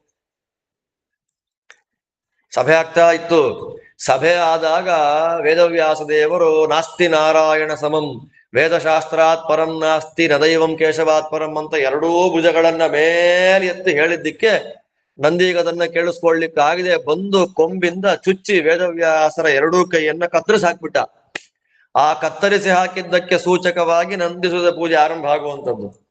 ಅದಾದ ಮೇಲೆ ಎರಡು ಆಧೀನಂ ಅಂತ ಬರುತ್ತೆ. ಇವತ್ತು ನಮ್ಮಲ್ಲಿ ಇಲ್ಲ ಅದೆಲ್ಲ. ತಮಿಳ್ನಾಡಲ್ಲಿ ವಿಶೇಷ ಆಧೀನಂ ಅಂತ. ಅವರೆಲ್ಲ ಶುದ್ಧ ಶೈವರವರೆಲ್ಲ. ಅವರ ಉತ್ಸವಾದಿಗಳಾಗಬೇಕಾದ್ರೆ ಉದ್ದಕ್ಕೆ ಒಂದು ಇದು ಮಾಡ್ಬಿಡ್ತಾರೆ ಪತಾಕೆಗಳು. ಆ ಪತಾಕೆಯಲ್ಲಿ ಎರಡು ಕೈ ನೇತಾಡ್ತಾ ಇರುತ್ತೆ. ವೇದವ್ಯಾಸ ದೇವರ ಕೈಯದು. ವೇದವ್ಯಾಸರ ಕೈಯನ್ನ ನಂದಿ ಕತ್ತರಿಸಿ ಹಾಕಿದ್ದಕ್ಕೆ ಪ್ರತೀಕ ಅದು ಅಂತ ಶಿವ ಸರ್ವೋತ್ತಮತ್ವ ಸ್ಥಾಪನೆ ಆಗೋಯ್ತು. ಮಾಡೋದು ನಮ್ಮಲ್ಲಿ ಯಾವುದೇ ಪೂಜೆ ಆಗ್ಲಿ ನಂದಿ ಕೋಲಿಗೆ ಪೂಜೆ ಮಾಡಿ ಉದ್ಘಾಟಿಸಿದರು. ಅದು ಯಾಕೆ ಬಂತು, ಎಲ್ಲಿಂದ ಬಂತು? ಅಜ್ಞಾನ, ಗೊತ್ತಿಲ್ಲ. ನಿರ್ಣಯ ಕೊಡುತ್ತೆ ವೇದ. ರುದ್ರದೇವರೇ, ನಮ್ಮ ಶತ್ರುಗಳನ್ನೆಲ್ಲ ಪರಿಹಾರ ಮಾಡಿ, ನೀವು ಸನ್ನಿಹಿತರಾದ ಲಿಂಗವನ್ನು ನಾನು ದರ್ಶನ ಮಾಡ್ತೇನೆ. ಕಾಶಿ, ನಂಜನಗೂಡು ಮೊದಲಾದ ಕ್ಷೇತ್ರಗಳಿಗೆಲ್ಲ ಬಂದು ನಿಮ್ಮ ದರ್ಶನ ಮಾಡ್ತೀನಿ. ನಮ್ಮ ಶತ್ರುಗಳನ್ನ ಪರಿಹಾರ ಮಾಡಿ. ಹೇಗೆ ಪರಿಹಾರ ಮಾಡಬೇಕು ಅಂದ್ರೆ, ನಿಮ್ಮ ಅಂತರ್ಯಾಮಿಯಾದಂತ ನರಸಿಂಹದೇವರ ಅನುಗ್ರಹದಿಂದ ನಮ್ಮ ಶತ್ರುವನ್ನ ಪರಿಹಾರ ಮಾಡಿ. ಇದು ವೇದ ಹೇಳುತ್ತೆ. ಸ್ತುಹಿಶ್ರುತಂ ಗರ್ತಸದಂ ಯುವಾನಂ. ನಿನ್ನ ಮನಸ್ಸಿನಲ್ಲಿ, ನಿನ್ನ ಹೃದಯ ಕಮಲದಲ್ಲಿ ಒಳ್ಳೆ ಯೌವನದಿಂದ ಕೂಡಿದ ಅರ್ಧ ಮನುಷ್ಯ ಅರ್ಧ ಅರ್ಧ ಸಿಂಹಾಕಾರದಲ್ಲಿರುವಂತಹ ದೇವರಿದ್ದಾನೆ. ಅವನ ಅನುಗ್ರಹ ಬಲದಿಂದ ನಮ್ಮ ಶತ್ರುಗಳನ್ನೆಲ್ಲ ಪರಿಹಾರ ಮಾಡಬೇಕು ನೀನು ಅಂತ ಹೇಳೋದು ಯಾವುದು? ವೇದ. ವೇದ ಬರೆದಿದ್ಯಾರು? ಅಲ್ವಾ? ಪುರಾಣಗಳನ್ನ ಬರೆದಿದ್ದು ವೇದವ್ಯಾಸರು ಅಂತ ಅನ್ಬೋದು. ವೇದ ಬರೆದಿದ್ಯಾರು? ಅಪೌರುಷಯ. ವೇದಗಳನ್ನ ಬರೆದವನು ಯಾರು ಇಲ್ಲ. ವೇದಕ್ಕೆ ನಿಮ್ ಬಗ್ಗೆನು ಹೇಳಿ ಅದಕ್ಕೇನಾಗ್ಬೇಕಾದಿಲ್ಲ, ನಮ್ ಬಗ್ಗೆನು ಹೇಳಿ ಇರೋ ವಿಷಯನ ಇದ್ದಾಗ ಹೇಳೋದು ಯಾವುದು? ವೇದ. ಅದೇನ್ ಹೇಳ್ತಾ ಇದೆ? ರುದ್ರಾಂತರ್ಯಾಮಿಯಾಗಿ ನರಸಿಂಹದೇವರಿದ್ದಾರೆ. ಆ ನರಸಿಂಹದೇವರ ಅನುಗ್ರಹದಿಂದ ರುದ್ರದೇವರು ಭಕ್ತರ ಕಷ್ಟಗಳನ್ನ ಪರಿಹಾರ ಮಾಡ್ತಾರೆ ಅನ್ನೋದು ವೇದದ ಸಿದ್ಧಾಂತ. ಆ ಸಿದ್ಧಾಂತಕ್ಕೆ ಅನುಗುಣವಾಗಿ ಬಂದಿದ್ಯಾವುದು? ಭಾಗವತ. ಆ ಸಿದ್ಧಾಂತಕ್ಕೆ ವಿರುದ್ಧವಾಗಿ ಬಂದದ್ಯಾವುದು? ವೀರಭದ್ರ ಸೋಲಿಸಿದ್ದು, ಶರಭ ಕೊಂದಿದ್ದು. ಆದ್ದರಿಂದ ನಾವು ವೇದಕ್ಕೆ ಅನುಕೂಲವಾಗಿ ತಗೊಳ್ಬೇಕಾ, ವೇದಕ್ಕೆ ವಿರೋಧವಾಗಿ ತಗೊಳ್ಬೇಕಾ ಅಂತಂದ್ರೆ ವಿಜಯೇಂದ್ರ ಸ್ವಾಮಿಗಳು ನಿರ್ಣಯ ಕೊಡ್ತಾರೆ. ವೇದಕ್ಕೆ ಅನುಕೂಲವಾದ ಕಥೆ ನಿರ್ಣಯ ಆಗುತ್ತೆ. ಆ ಎರಡೂ ಕಥೆಗಳು ರಾಜಸ ತಾಮಸ ಜೀವರಿಗೆ ಅಂಧಂತಮಸ್ಸು ನಿತ್ಯ ಸಂಸಾರವನ್ನು ಕೊಳ್ಳಿಕ್ಕಾಗಿ ಬಂದಿದೆ. ಆದ್ದರಿಂದ ಸಾತ್ವಿಕರು ಅದನ್ನ ನಿರಾಕರಣೆ ಮಾಡಿ. ಪುರಾಣ ಕಥೆ ಅರ್ಥ ಮಾಡ್ಕೊಳ್ಳಕ್ ಇಷ್ಟು ಒದ್ದಾಟ ಮಾಡ್ಬೇಕು ಅಂದ್ರೆ ಇನ್ನು ವೇದಾಂತ ಅರ್ಥ ಆಗೋದ್ಯಾವ, ಬ್ರಹ್ಮಸೂತ್ರ ಅರ್ಥ ಆಗೋದ್ಯಾವ? ಎಲ್ಲ ಕಥೆಗಳ ಸಾರವನ್ನ ವಾದಿರಾಜರು ಸರಸಭಾರತಿ ವಿಲಾಸದಲ್ಲಿ ಹೇಳ್ತಾರೆ. ಶೂರ ತ್ರಿಶೂಲಧರ ಮಾರ ಮದಾಪಹಾರ ವೀರಾಸನಸ್ಥ ವಿಧಿಪುತ್ರ ವಿಶಾಲ ನೇತ್ರ ಧೀರ್ಮೇಸ್ತು ದೀನ ಶರಣೆ ದಿನನಾಥ ದೀಪ್ತೌ ಕ್ರೂರಾಸುರೋದರ ವಿದಾರಣ ನಾರಸಿಂಹೇ. ಎಲ್ಲ ತತ್ವ ಒಂದೇ ಶ್ಲೋಕದಲ್ಲಿ ಬಂದ್ಬಿಡ್ತು. ತ್ರಿಶೂಲಾದಿಗಳನ್ನ ಹಿಡ್ಕೊಂಡಂತಹ ಬ್ರಹ್ಮದೇವರ ಮಗನಾಗಿ ವೀರಾಸನದಲ್ಲಿ ಕೂತ ಶಿವನೇ, ನಿನ್ನ ಅಂತರ್ಯಾಮಿಯಾಗಿರತಕ್ಕ ನರಸಿಂಹದೇವರಲ್ಲಿ ನನಗೆ ಭಕ್ತಿ ಬರುವಂತೆ ಅನುಗ್ರಹ ಮಾಡು. ಅಲ್ಲೇ ಮುಗ್ಧವಚಿದ್ದ. ಇದಕ್ಕೆ ವಿರೋಧವಾಗಿ ಬಂದ ಕಥೆಗಳೆಲ್ಲ ಏನಾಗುತ್ತೆ? ದುಷ್ಟ ಕಥೆಗಳು. ಅದನ್ನ ತಲೆ ಒಳಗೆ ಹಾಕೊಂಡು ಆಲೋಚನೆ ಮಾಡ್ಲಿಕ್ಕೆ ಹೋಗಬಾರದು ಅನ್ನುವಂತಹ ತತ್ವ ನಮಗಿದರಿಂದ ಗೊತ್ತಾಗುತ್ತೆ. ವಿಜಯೇಂದ್ರ ಸ್ವಾಮಿಗಳು ಈ ಕಥೆ ನಿರ್ಣಯ ಮಾಡಿಕೊಟ್ಟು ಅವ್ರಿಗೆ ಏನಾಗಬೇಕಾಗಿದೆ, ಮಹಾನುಭಾವರಿಗೆ ಅವ್ರಿಗೆ ಏನಾಗಬೇಕಾಗಿದೆ.